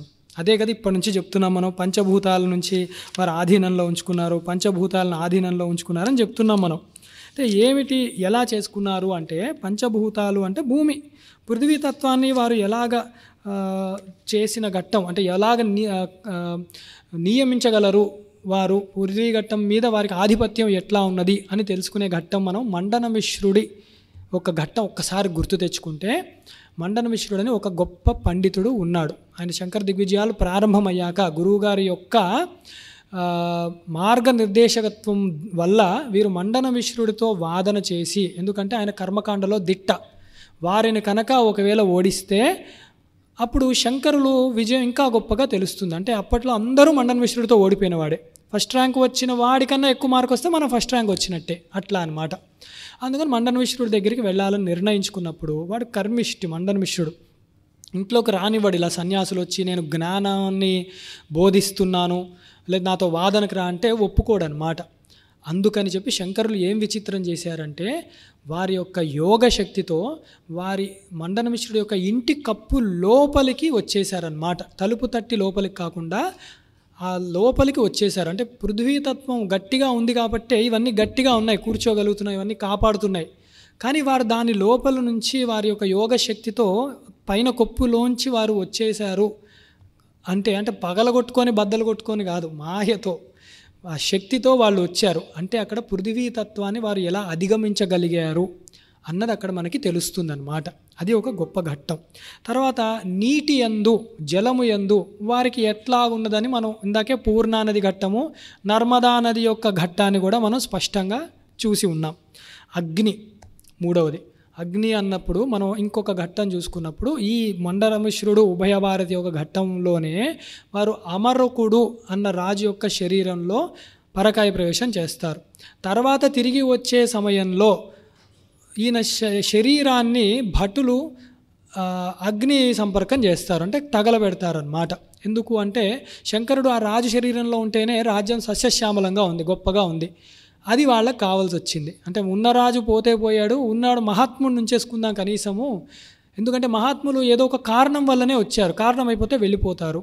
ఎక్కడికి వెళ్తారు, ఎక్కడి నుంచి వచ్చారో అక్కడికి వెళ్తారు. అందుకని వారి శరీరం ఎక్కడో ఉండే ఉంటుందని ఆ ఉన్న శరీరాలని తగలేయండి అని చెప్పేసి రాణి మంత్రులందరూ ఆదేశంగా భటులందరూ ఒక్కొక్క శరీరానికి నిప్పు పెట్టుకుంటూ వచ్చారు. అనుకోకుండా శంకరుల యొక్క శరీరానికి పెట్టేశారు. అది పద్మపాదాచార్యాది శిష్యులందరూ కూడా చెప్పగా శంకరులు వెంటనే ఎలా వచ్చారో అలా మళ్ళీ వాళ్ళ సూక్ష్మ శరీరంతో పంచ ప్రాణాలను వెనక్కిలాగి అమరుక శరీరం నుంచి మళ్ళీ శంకరుల శరీరంలోకి వద్దాము అనుకున్నారు. కానీ ఆ సూక్ష్మ శరీరం పంచప్రాణాలు ఆకాశంలోనే ఆపారు ఆయన. ఎందుకంటే శరీరం కాలుతోంది, అక్కడ కొంచెం కాలిపోయింది. వీళ్ళు భటులు నిప్పు పెట్టి వెళ్ళిపోయారు అంతే. అప్పుడు వెంటనే వారు లక్ష్మీ నృసింహ కరావలంబ స్తోత్రం అని అత్యద్భుతమైన స్తోత్రం. అది మనకి పరమ రక్ష అని మాట. ఏదైనా ఇబ్బందుల్లో ఉన్నా కూడా అది తలుచుకోమని పెద్దలు చెప్తూనే ఉంటారు. ఆ స్తోత్రాన్ని వారు చేయగా వారికి పడిన అగ్ని మొత్తం కూడా శమించింది.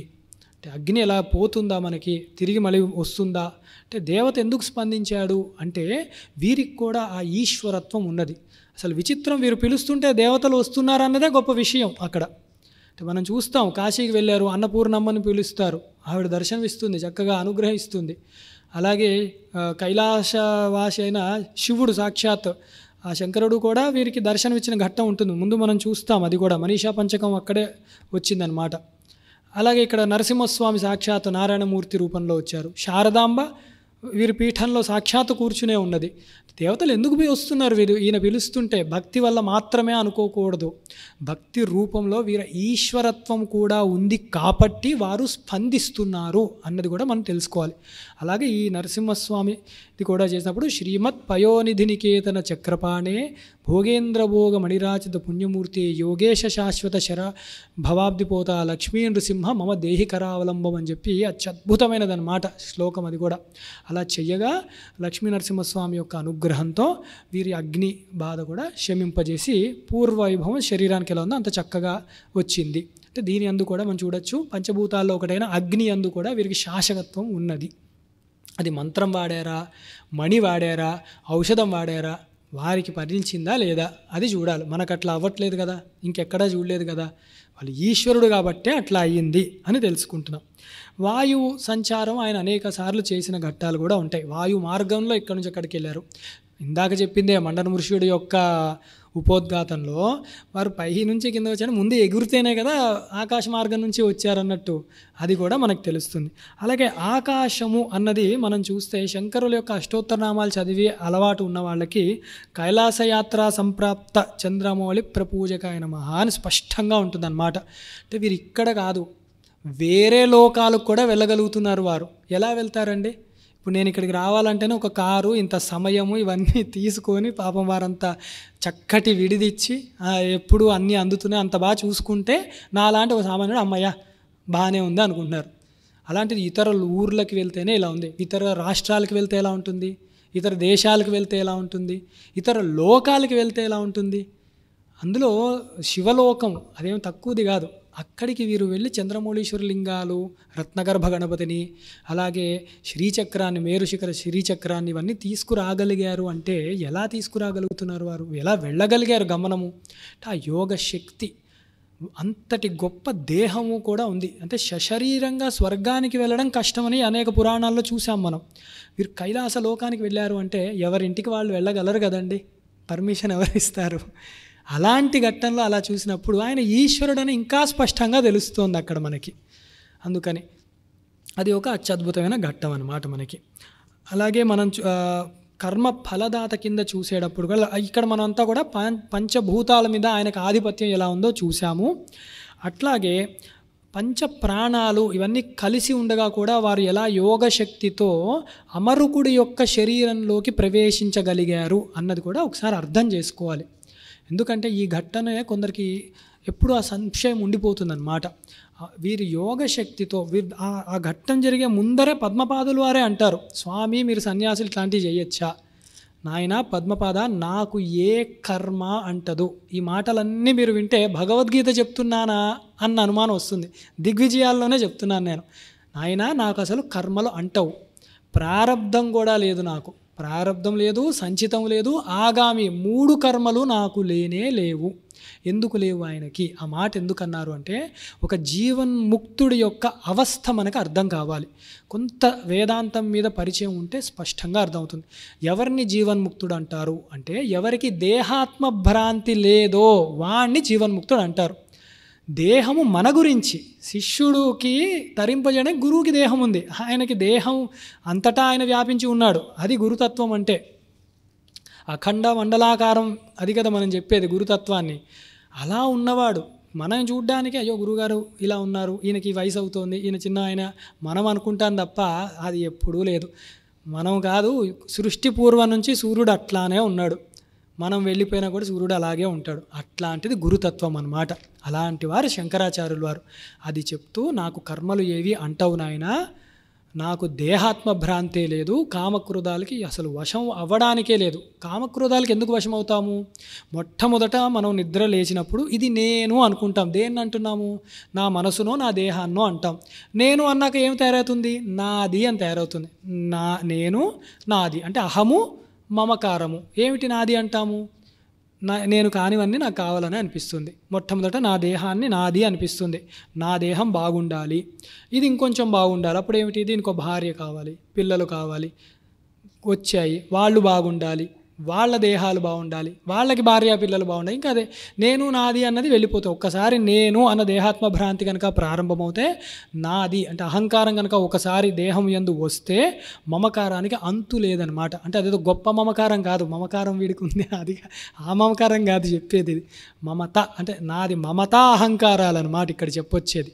అలాంటివి వస్తాయి. అలాంటివి దేహాత్మ భ్రాంతితో ప్రారంభమవుతాయి. కాబట్టి శంకరులకు అట్లాంటిది లేనే లేదనమాట అని మనం ఎలా చెప్పగలము అంటే ఆయన అంత అతి చిన్న వయసులోనే అన్నీ త్యాగం చేసి వారు బయలుదేరాలన్న ఒక ఘట్టన ఆలోచిస్తేనే మన వల్ల కాదు అసలు. అంటే ఎవరన్నా పిలిచి ఇవాళ మీకు పలానా చోటకి వెళ్తారు, మీరు అక్కడ అన్నం దొరకదు, ఏమీ దొరకదు, మీకు మీరే అడవుల్లోంచి పోవాలి, నదుల్ని దాటాలి, క్రూర మృగాలు ఉంటాయి అన్నం అనుకోండి, ఎందుకు వచ్చింది కూడా ఇక్కడ ఉంటాం అంటాం. మరి ఆ శంకరులు అట్లా అనుకోలేదే. ఎవరు? 6 ఏళ్ల శంకరుడు. అమ్మా నేను సన్యాసం తీసుకుంటాను. సరే ఏదో ముసలి ఘట్టం ఇవన్నీ వచ్చాయి, మానసిక సన్యాసం తీసుకున్నారు. తర్వాత వారు వెళ్ళారు ఇల్లు విడిచి. అప్పుడు ఏమైంది అక్కడ? ఇవన్నీ ఇప్పుడు నేను చెప్పిన సంఘటనలు అన్నీ జరిగాయి. వేరే ప్రాంతానికి వెళ్ళాలి, అడవి మార్గంలోంచి వెళ్ళాలి, మృగాలు ఉంటాయి, వేరే మనుషులు ఉంటాయి, చిన్నపిల్లాడు అలాంటి వేషం వేసుకుని వెళ్తున్నాడు, నది దాటాలి. ఆయనకు భయం ఎందుకు లేదు అంటే ఎప్పుడు భయం వస్తుంది? ద్వితీయాద్వై భయం భవతి. వేదాంతులను అడిగితే చెప్తారు, రెండవ వస్తువు ఉంటే భయం వేస్తుంది. ఉన్నదే ఆయన ఈశ్వరుడు, ఆయన సృష్టిలో అంతా ఉన్నది ఆయన, ఇంకా ఆయనకు భయం ఎందుకు ఉంటుంది? ఉపాధి చిన్నదని మనం చూస్తున్నాం తప్ప అని ఆ స్థితిలో వారు చిన్న వయసులో ఉన్నారు. అది నేను చెప్పేది.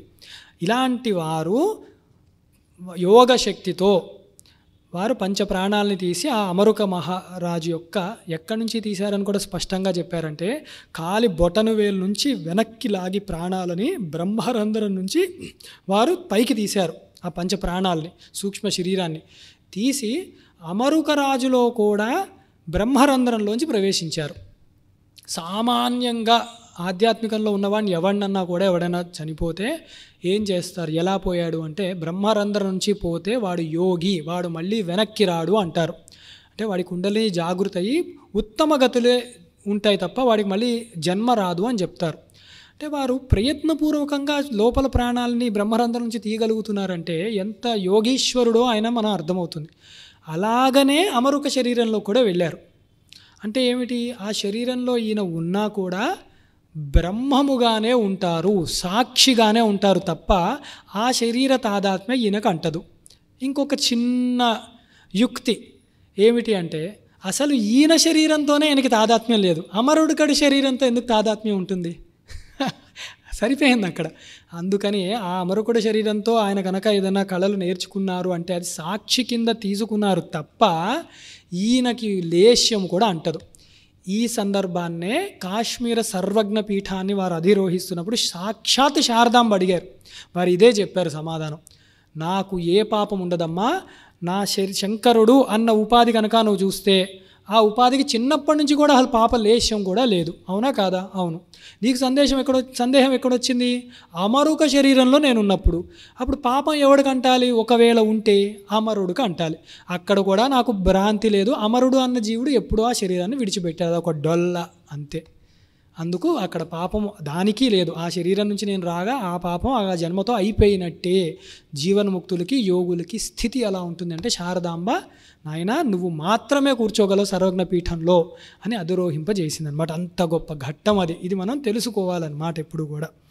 ఈ విషయం కూడా తెలుసుకొని తర్వాత మనం కర్మఫలదాత పంచభూతాలది చూసాము, యోగశక్తి చూసాము, తర్వాత కర్మఫలదాత ఎలా ఉన్నారో కనకధార అన్న ఘట్టం చూసాము. అట్లాగే ఇంకో ఘట్టం ఒకటి ఉంది.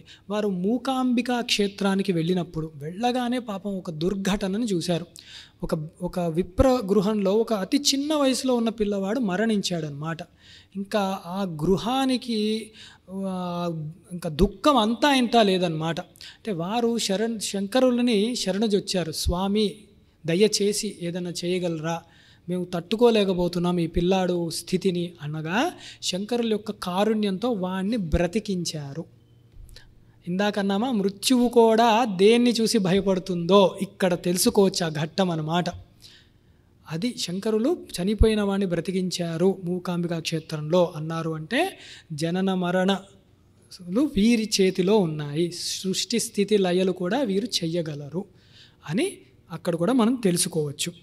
అలాగే ఒక ఫలాన్ని మార్చాలి అంటే ఎవడో బీదవాడు అని గొప్పవాడు చేసిన ఘట్టం ఉండనే ఉన్నది. అది ఇహలోకంలో పనికొచ్చింది.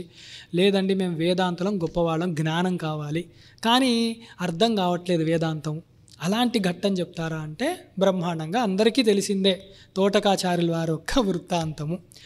ఆ గిరి అన్న నామంతో ఒక ఆయన శృంగేరిలో శంకరులు పాఠం అవి చెప్తుండగా ఒక చిన్న పిల్లవాడు వటువు వచ్చి శంకరులను ఆశ్రయించి, స్వామి నేనంతగా చదువుకోలేదు కానీ వైరాగ్యం ఉన్నది, గురు భక్తి చాలా ఉన్నది, మీరు అనొచ్చు ఏం చేస్తావు మరి ఇక్కడ పాఠం వినవా అంటే నాకు పాఠంతో సంబంధం లేదు, మా గురువుగారిని చూస్తూ నేను ఆనందంగా ఉంటాను, గురువే దైవం, నాకు గురువే విద్యాస్వరూపుడు, కొత్తగా నేను నేర్చుకునేది లేదు, మీకు శుశ్రూష చేసుకుంటూ ఉంటాను, అది చాలు నాకు అన్నారు. శంకరులు చాలా ఆనందించారు. ఆనందించి సరే నాయన అంటే గురు భక్తి అలాంటిదన్నమాట అని వారు శుశ్రూష చేస్తూ ఉన్నారు. కానీ శంకరులు వదిలిపెట్టలేదు పాఠం చెప్పడం, అది గుర్తుపెట్టుకోవాలి. శంకరులు జ్ఞానమూర్తి, జ్ఞానం ఒక రూపం దాలుస్తే ఏమిటో అదే శంకరులు. మరి ఆయన దగ్గరికి వెళ్తే అదే వస్తుంది, వద్దన్నా కూడా అదే వస్తుంది, కావాలన్నా అదే వస్తుంది, ఏమీ అడగలేదు అయినా కూడా జ్ఞానమే వస్తుంది అన్నమాట. అది జగద్గురువులు అంటే. ఒకానొక సమయంలో పాఠం కొంచెం ప్రారంభిద్దాము అనుకున్న సమయంలో పద్మపాదాది శిష్యులు అందరూ ఉన్నారు. ఇంకా గిరి అన్న ఆయన రాలేదన్నమాట, వస్తున్నారు ఇంకా పంచల ఆరేసుకుంటూ మళ్ళీ శుశ్రూష చేసుకుంటూ. వీరందరూ చూసి స్వామి ఎందుకు ఆగుతున్నారు, మీరు పాఠాన్ని ప్రారంభించవచ్చు కదా ఇవాళ అంటే, గిరి కూడా రానివ్వు, అది సమదర్శిత్వం, చదువుకున్న వాడికే చెప్తాను, వాడెవరు మడ్డివాడు వాడికి ఏం చెప్పక్కర్లేదు, అట్లాంటిది శంకరులు జగద్గురుత్వం అది. అందుకని గిరి కూడా రానివ్వండి అంటే సమంగా చూస్తున్నారన్నమాట శిష్యుల్ని. అప్పుడు మనము పాఠం ప్రారంభిద్దామని.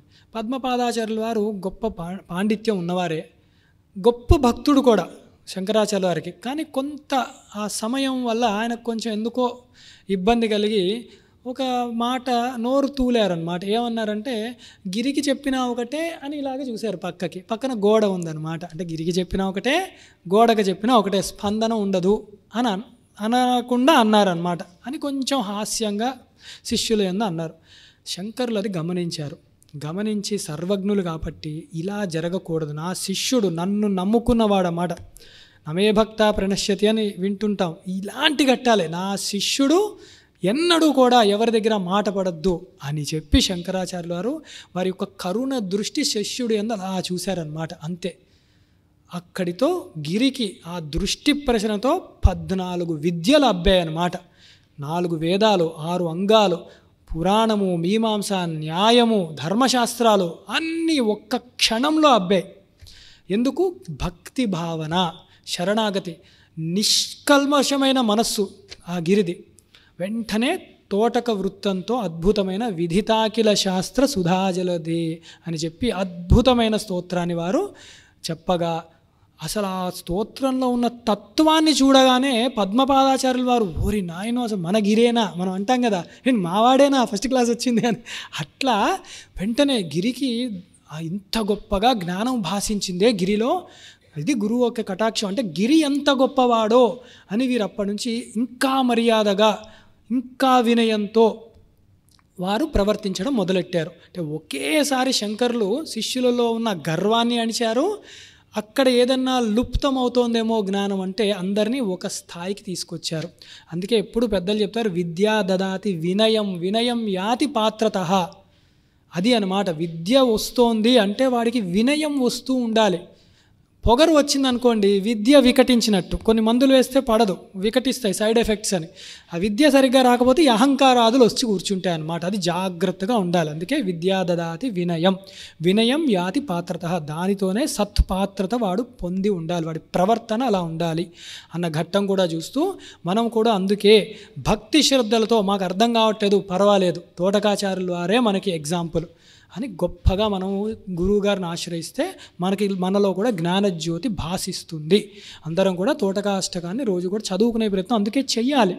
జ్ఞానం కావాలి అనుకున్న వాళ్ళు, వేదాంత తత్వం అర్థం కావాలి అనుకున్న వాళ్ళు అని చెప్తూ, ఇక్కడ గొప్ప విషయం ఏంటంటే శంకరులకి 4 శిష్యులు ఉంటారు ఎప్పుడూ కూడా.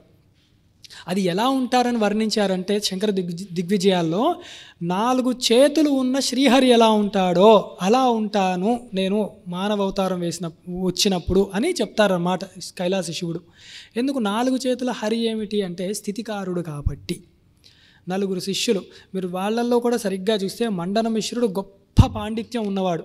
అందుకే అనేక గ్రంథ రచన వారు కూడా చేశారు. అంటే మనం చూస్తే సుమారుగా నైష్కర్మ్య సిద్ధి అని అద్వైతంలో చాలా ఉద్దండమైన గ్రంథం అది.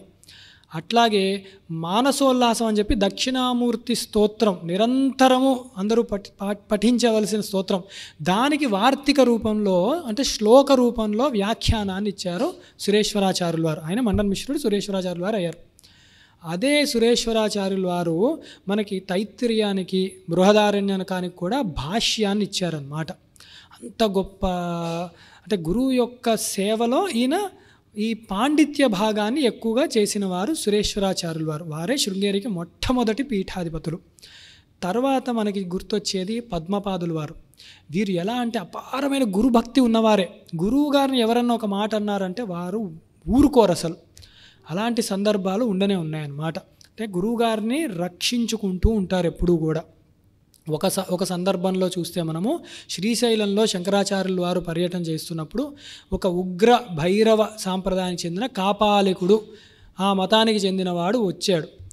వాడు ఏవో క్షుద్ర పూజలు చేసుకుంటూ అష్టసిద్ధులు కావాలి అని వామాచారంతో ఉండేవాడనమాట.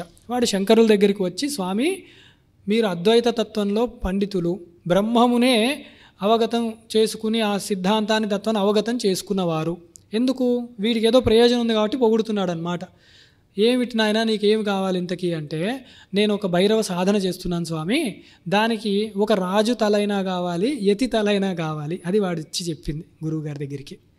సరే ఏమిటి కావాలంటే, రాజు తలని అడిగితే ముందు నా తల ఉండదు, మీరు యతి కదా అద్వైతం అంటున్నారు, దేహాత్మ భ్రాంతి లేదు మీకు, మరి మీ తల నాకు సమర్పించుకుంటే నా పూజను నేను చేసుకొని నాకు ఆ సిద్ధులు పొందుతాను అన్నారు. శంకరుడు సరే నాయనా నీవు రేపు పొద్దున్న రా అప్పుడు మా శిష్యులు కూడా ఉండరు. మా శిష్యులు కనుక తెలిస్తే నాకు దేహాత్మ భ్రాంతి లేదు, కానీ శిష్యులకి గురువు కావాలి కదా, అందుకని చెప్పి కొంచెం నువ్వు జాగ్రత్తగా రా అని చెప్పారు. ఎందుకంటే సత్యవాక్కు పరిపాలకుడు ఆయన చెప్తే జరుగుతుంది, అందుకని చెప్పారు నువ్వు కూడా జాగ్రత్తగా రా అని. పొద్దున్నే శంకరులు ధ్యాన నిమగ్నులై ఉన్నారు. శిష్యులందరూ అక్కడ పాతాళ గంగలోకి వెళ్ళి వారు అనుష్ఠానాలు చేసుకుంటున్నారు. కాపాలికుడు రానే వచ్చాడు. వాడు ఖడ్గం లేపడంతో పద్మపాదాచార్యులు వారు మనసు ఒకసారి కకలాయుకలం అయింది. అక్కడ గురువుగారికి ఏదో హాని జరగబోతుంది అని ఒక్కసారి వారు అట్లా తలచగా వారు నరసింహ మంత్రాన్ని వారు ఔపాసన చేసిన వారు అన్నమాట. ఒక్కసారి వారిలో ఆవేశం పరుచుకున్నారన్నమాట. ఆయన నరసింహ మూర్తి అయ్యి ఒక గెంతారు. ఒక క్షణంలో శంకరుల దగ్గరికి వెళ్ళి ఆ ఉగ్రకపాలికుడి యొక్క తల త్రుంచి నరసింహస్వామి హిరణ్యకశిపుని ఎలా చీల్చారో అలా చీల్చి పారేశారు. అలా గర్జించుకుంటూ ఉన్నారన్నమాట. ఆ గర్జన యొక్క తాకిడికి శంకరుల ధ్యానం ఒక్కసారిగా ధ్యానంలోంచి లేచారు బయటికి. కింద శిష్యులు ఏమిటి గర్జన వచ్చింది, ఏది మన పద్మపాదాచార్యులు వారి ఏరియాని వెతుకుతున్నారు వాళ్ళు. అంటే ఆ క్షణంలో జరిగిపోయింది ఆ సంఘటన. అప్పుడు వీరందరూ పైకి వెళ్ళాక అడిగారన్నమాట, ఇంత గొప్పగా రక్షించుకున్నావు గురువుని అని. అది ఒక ఘట్టం. ఆ తర్వాత శంకరులు దిగ్విజయం చేస్తుంటూ ఒకనొక యాత్ర చేస్తుండగా అభినవ గుప్తుడు అని ఒక శాక్తేయ వామాచార తంత్రానికి చెందిన ఒకడు, వాడు అద్వైత సిద్ధాంతం నచ్చలేదు, వేదాంతం వాడికి అర్థం కాలేదు. కానీ అందరూ చూస్తే ఇంతమందిని ఓడించారు శంకరులు, ఇప్పటికే పోయి నేను కూడా వాదన పెట్టుకుంటే ఖచ్చితంగా ఓడిపోతాను, నాకెందుకు పరువు నష్టము, అదేదో ఆయన వెనకే ఉండి అప్పుడు ఏదైనా దుర్మార్గాన్ని నేను చేద్దాము అని చెప్పి వాడు చేరిపోయాడు శంకరుల యొక్క సైన్యంలో. చేరి వాడు శిష్యకోటిలో వెళ్తూ ఒకనాడు ఏం చేశాడంటే శంకరాచార్యుల వారికి భంగతర వ్యాధి వచ్చే మంత్రాలు తాంత్రికంగా ప్రయోగించాడు. భంగతర వ్యాధి అంటే ఇంచుమించు అధోభాగం నుంచి రక్తస్రావం విపరీతంగా అవుతూ ఉంటుంది. అంటే మనకి యథార్థానికి ఒక కాలులోనో కిందనో ఒక ముళ్ళు గుచ్చుకుంటే చాలా నొప్పి వస్తుంది అలా కూర్చోవాలంటే, అలాంటి దానికి 1000 రెట్లు నొప్పి ఉంటుందన్నమాట. అందులో రక్తం కారిపోతూ ఉంటుందన్నమాట. అలాంటి స్థితి శంకరాచార్యుల వారికి వచ్చేటట్టు వీడు తంత్రం వేశాడు. శిష్యులందరూ వచ్చారు, స్వామి మీరు ఇంతమందిని చనిపోయిన వాడిని బ్రతికించిన వారే, మీరు కాస్త ప్రయోగం ఉపసంహారం చేయకూడదా, అంటే ఈ వ్యాధిని తగ్గించకూడదా అంటే, లేదు నాయన ఇది అలా చేసేది కాదు, నాకు దేహాత్మ భ్రాంతి లేనే లేదు, ఇప్పటి వరకు శంకరులు చేసిన ప్రతీది కూడా అవతల వారి పరోపకారం త్యాగబుద్ధితోనే నేను చేసుకోను అన్నారు. ధ్యానంలో కూర్చున్నారు. కైలాస శంకరుడు చూసి అశ్విని దేవతలను పంపగా వారు చూసి ఇది ఎవరో తంత్ర ప్రయోగం చేశారు అన్నారు. అప్పుడు మళ్ళీ పద్మపాదాచార్యుల వారి కోపం వచ్చి నరసింహ మంత్రాలు చదవగా ఈ భంగతర వ్యాధి కొన్ని రోజుల నుంచి శంకరులు అనుభవిస్తున్నది, ఆ వ్యాధి తిరిగి కొట్టారనమాట. అది వెళ్ళి ఆ అభినవగుప్తుడి మీద పడింది. మళ్ళీ వాడి మంత్రం వాడి మీదే పడగా అభినవగుప్తుడు ఒక క్షణంలో చచ్చిపోయాడు అనమాట, ఆ నొప్పి భరించలేక. అంటే శంకరుడు అంత బాధ అన్ని రోజులు వారు ఉన్నారు అంటే దేహాత్మ భ్రాంతి వారికి ఇసుమంత కూడా లేదని కూడా అక్కడ స్పష్టంగా తెలుస్తుంది.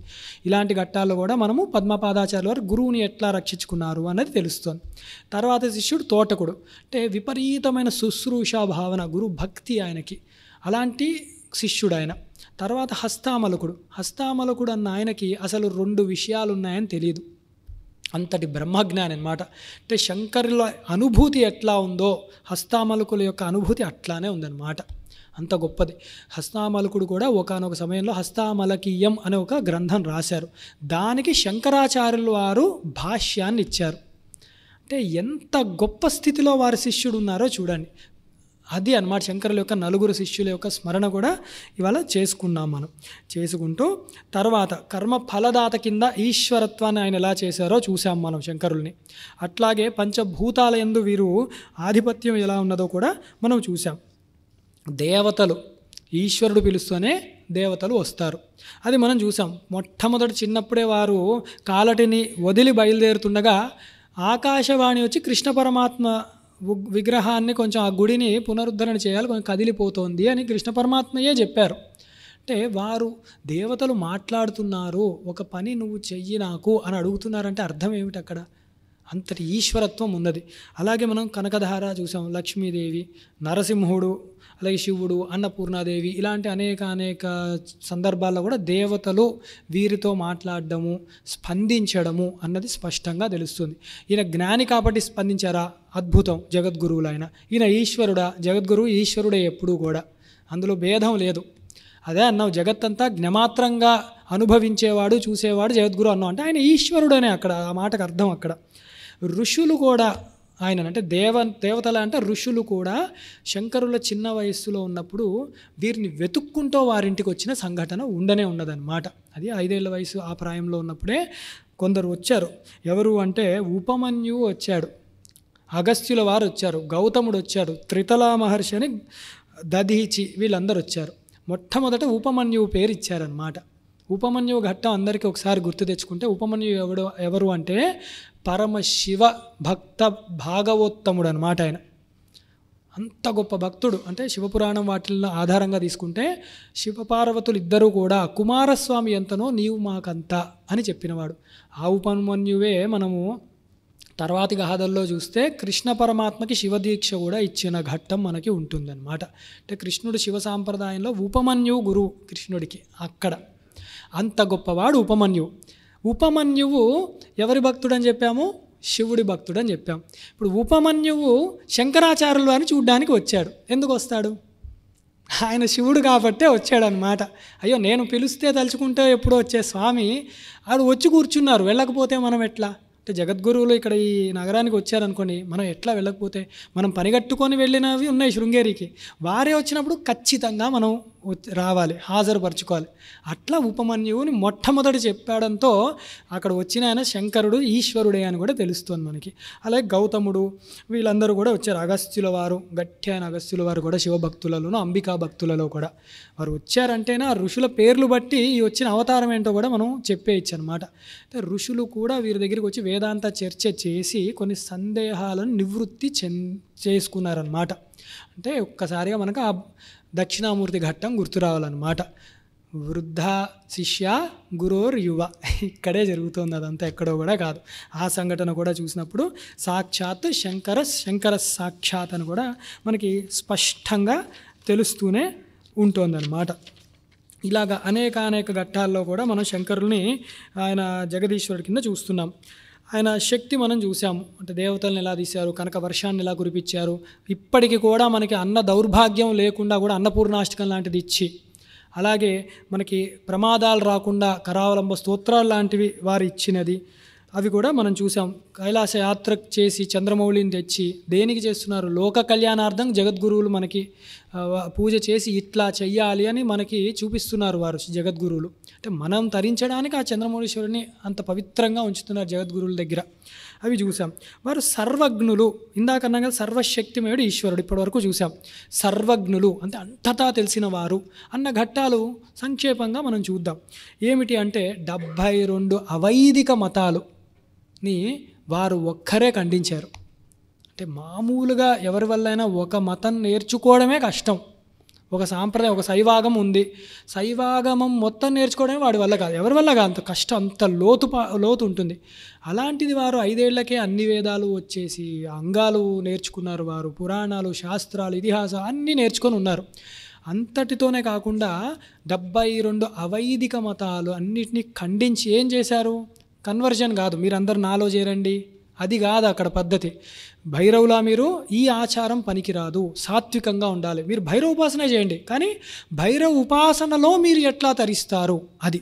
శాక్తేయులా మీరు ఇట్లా పనికిరాదు వామాచారం, చక్కగా శ్రీచక్రార్చన చేయండి, అంబికని సాత్వికంగా పూజించండి, ఇలాంటి నైవేద్యాలు పెట్టండి, అర్చన విధానం ఎట్లా ఉండాలి, మీరు శాక్తేయులుగానే ఉండి ఎట్లా తరించాలి, శైవమా మీరు అంతే ఇలా ఉండండి, గాణపత్యమా ఇలా తర్కమా మీది, మీమాంసన దేనిలో ఉన్నవాళ్ళు దాంట్లోనే తరింపజేయాలి, అది ఎలా చేయాలి అన్నది వారు దాని యొక్క రహస్యాన్ని మొత్తం కూడా వారికి బోధ చేసి సన్మార్గతలో ఎవరు ఎక్కడ ఉండగా అక్కడ ఎట్లా తరించగలరో శంకరులు నిర్దేశించి ఉన్నారన్నమాట. దాన్ని బట్టే మనకు వారు సర్వజ్ఞులు, అన్నీ తెలుసు. దానిని ఎంత గొప్పగా యోగ కర్మసు కౌశలం అన్నట్టు దాన్ని ఎంత బాగా కర్మకి యోగం కింద మార్చుకోవాలన్నది వారు ఈ మతాలన్నీ ఖండిస్తూనే వారిని సన్మార్గంలో పెట్టిన ఘట్టం మనకి తెలుస్తూనే ఉంటుంది. తర్వాత ప్రస్థానత్రయం లాంటి గొప్ప భాష్యాన్ని వారు రాయడము, దాన్ని పరిశీలించడానికి వ్యాసులు వారు వచ్చిన సంఘటన గుర్తు తెచ్చుకుంటే అసలు అది అమోఘమైన ఘట్టం. కేవలం ఆ వ్యాస శంకరుల యొక్క ఆ సంభాషణని ఒక 3-4 గంటలు సంక్షేపంగా చెప్పుకోవచ్చు. అంత గొప్ప ఘట్టం అన్నమాట. అందుకే అదంతా చూస్తూ శిష్యులు ఆశ్చర్యపోయారన్నమాట. ఇదేమిటి, వ్యాసుడు సాక్షాత్ నారాయణుడు, శంకరుడేమో శివుడు, వీళ్ళిద్దరు మాట్లాడుకుంటే మనం ఏం చేస్తాం? కిం కరోతి కింకరమస్మి అని చెప్పి మేము కింకరులం, చూద్దాం పోని, ఎప్పుడు శివాయ విష్ణు రూపాయ అన్నమా, అక్కడ 2 కళ్ళు సరిపోవట్లేదు మా, కానీ హాయిగా చూద్దామని అంత గొప్ప ఘట్టాన్ని చూశారనమాట వారు. అందుకని వ్యాసులు వారు కూడా ఒప్పుకున్నారనమాట. నా హృదయాన్నే నువ్వు చెప్పావు శంకరా, దీనికి ఇప్పుడు వార్తికాలు కూడా రాయిస్తే ఇంకొంచెం తేలిగ్గా మిగతా వాళ్ళకి అర్థమవుతుంది అని. అంటే ఎవరు నిర్ణయం చేయాలి ఇది బాగుంది అంటే రాసిన వాడే చెయ్యాలన్నమాట. అది అక్కడ జరిగిన గొప్ప ఘట్టం అన్నమాట వారికి. అది ఒకటి. తర్వాత మీరు చూశారు మండన మిశ్రుడు అంత గొప్ప పండితుణ్ణి వారు వాదనలో చేశారు. ఇప్పుడు ఇంకొక గొప్ప ఘటన నేను చెప్తాను. చండాలుడు, ఇదే చెప్పాను కదా మనీషా పంచకం, ఆ ఘట్టంలో కూడా కొంత సంశయం ఉండనే ఉంటుంది అందరికీ. సాధారణంగా చూసిన వాళ్ళు శంకరాచార్యుల వారు, ఎప్పుడు శంకరాచార్యుల వారు ఇంచుమించు 16 వయస్కులు అలా ఉన్న సమయంలో శంకరులు ఆ ఘట్టం జరిగింది. వారు కాశీ పట్టణానికి వెళ్ళారు. ఏం చేసినప్పుడు అనుష్ఠానం చేసుకుని గంగానదిలో స్నానం చేసి వారు బయటికి వస్తుండగా ఒక చండాల వేషధారి, అలాగే రాసి పెట్టింది. సరే చండాల వేషధారో చండాలుడో అది తర్వాత చూద్దాం, వాడైతే చండాలుడే కదా ఏదైతే ఉంది, అంతే కదండి. చేతికి మురికి అంటించుకుంటే ఏమిటి, చెయ్యి మురిగ్గా ఉంటే ఏమిటి, అది మురికి చెయ్యి. అలాగే చండాల వేషధారి అయిన వాడు ఒకడు వచ్చి ఒక 4 కుక్కల్ని వెంబడబెట్టి తాగకూడని ఒక కళ్ళు కుండ ఒకటి వాడు వంపేసుకుంటూ తాగేస్తూ అందరి మీద పోసేస్తూ అలా మీదకి వచ్చేస్తున్నాడు. ఇప్పుడు చెప్పండి శంకర్ ఏమనాలి, ఎవరన్నా కూడా గచ్చ గచ్చ అన్నారు ఆయన. ఇప్పుడు కొందరు అంటారు వీరికి ఇంకా కూడా ఏదో చండాలుడు అన్న భావన ఉన్నది, ఇంకా అద్వైతం అంతగా లేదేమో శంకరుల్లో, అందుకే చండాలుడు అన్నది వారికి తెలిసి పక్కకి వెళ్ళమన్నారు, ఆ భేద భావన ఉన్నది శంకరులో అని ఒక చిన్న నింద ఆరోపిస్తారు. ఆరోపించకపోయినా ఇదేదో గొప్పగా చెప్తారు. ఆ చండాలుడు ఇంకా అప్పుడు వాడు వచ్చి చెప్తే తప్ప శంకరులు పూర్తి అద్వైతం అవగతం కాలేదు అన్నట్టు ఏదో గొప్పగా చెప్తారు. దీన్ని విశ్లేషించి చూడాలి శంకరులే. చండాలుడే అనుకుందాం వచ్చినవాడు, సాక్షాత్ చండాలుడు వచ్చింది చండాలుడు. ఇప్పుడు చెప్పండి, నేను ఇది ఎక్కుతున్నాను అనుకోండి మెట్ల దగ్గర, ఒక ఆయన అడ్డుగా నుంచున్నాను, నేను ఏమనాలి? అయ్యా జరగండి అంటామా? అన్నంత మాత్రాన ఆయనకి నాకు భేదభావన ఉంది, నేను అసలు ఇలా చేసి అంటామా? లేదా ఆయనలోంచి నేను రాగలనా? అది చేయలేం. గచ్చగా అంటాం కదా, అయ్యా కొంచెం జరిగితే నేను అటు ఎక్కుతానని నాకు అటు పని ఉంది. ఎందుకంటే వారు ఏదో విస్మయంలో అక్కడ నుంచి అని ఉన్నారు వారు. అందుకని అవతల వాడికి ఆ భావన లేనప్పుడు మనమన్నా చెప్పాలి అయ్యా జరగండి అని, మనకి పని ఉంది అవతలకు వెళ్ళడానికి. అందుకని గచ్చగచ్చ అనడంలో తప్పే లేదని అక్కడ తెలుస్తోంది. సరే చండాలుడు ఏమన్నాడు, నువ్వు గచ్చగచ్చ అన్నావు అంటే పక్కకి తప్పుకో అన్నావు. దేన్ని తప్పుకో అంటున్నావు? అన్నమయ శరీరాన్ని, అంటే అన్నముతో పుట్టి అన్నము వల్ల పెరిగి అన్నం వల్ల స్థితి ఉండి అన్నము లేకపోతే చచ్చిపోయే ఈ యొక్క అన్నమయ శరీరాన్ని తప్పుకో అంటున్నావా? అప్పుడు ఈ శరీరము అన్నంతోనే పుట్టి పెరుగుతోంది, నీ శరీరము అన్నంతోనే పుట్టి పెరుగుతోంది, అప్పుడు భేదము లేదు. చూడండి ఎంత గొప్పగా అడిగాడో చండాలుడు. అంటే అని మళ్ళీ అన్నాడు, లేదా దీనిలో ఉన్న ఆత్మని జరుగంటున్నావా? అఖండమైనది ఆత్మ, 2 కింద లేనిది, అద్వితీయమైనది, నీకు నాకు ఒకటే ఆత్మ, అది జరుగు అంటే జరిగేది కాదు కదా, దేన్ని జరుగంటున్నావు అద్వైత ఆచార్య అని అన్నాడు అన్నమాట. అప్పుడు శంకరులు చాలా సంతోషించారు. ఇక్కడ మనం ఒక్కసారి ఆగి ఆలోచిస్తే, ఒకవేళ చెప్పినవాడు చండాలుడే అనుకుంటే, ఒకవేళ భేదభావన అప్పట్లో ఉన్నది, అంటే కుల వ్యవస్థ ఇదేదో ఉంది భేదభావన అనుకుంటే, చండాలుడికి ఇంత విద్య ఎలా వస్తుంది? సరిపోయిందా? చండాలుడు ఇంత మాట అడిగాడంటే శంకరుల యొక్క విద్య వ్యాప్తిలోకి వచ్చింది నలుదిక్కులా అని అర్థమైనట్టే కదా మనకి. అంటే అప్పుడు నిజానికి అలాంటి భేదభావన లేదు అని మనం నిర్ధారణ చేసుకోవచ్చు. సరే వచ్చింది ఈశ్వరుడు. అయ్యా ఈశ్వరుడే శంకరుడిని చూడ్డానికి వచ్చాడంటే ఇంకా శంకరులు ఎంత గొప్పవారో చెప్పక్కర్లేదు మనకి. అది కూడా అక్కడ నిర్ధారణ అయింది. సరే అడిగిన దానికి సమాధానం చెప్పే ఉన్నారు, అది కూడా తెలుసుకుంటేనే ఘట్టం పూర్తవుతుంది. లేకపోతే ఇదేమిటి సగం చెప్పి వచ్చే పార్ట్ 4 సంవత్సరాల తర్వాత రిలీజ్ అవుతుంది అన్నట్టు టెన్షన్ పెట్టారు అన్నట్టు అవుతుంది అనమాట. అలా కాకుండా చండాలుడు అడిగిన గొప్ప ప్రశ్న అది, దాని నుంచే మనీషా పంచకం అన్న గొప్ప గ్రంథం బయటికి వచ్చింది, ప్రకరణ గ్రంథం.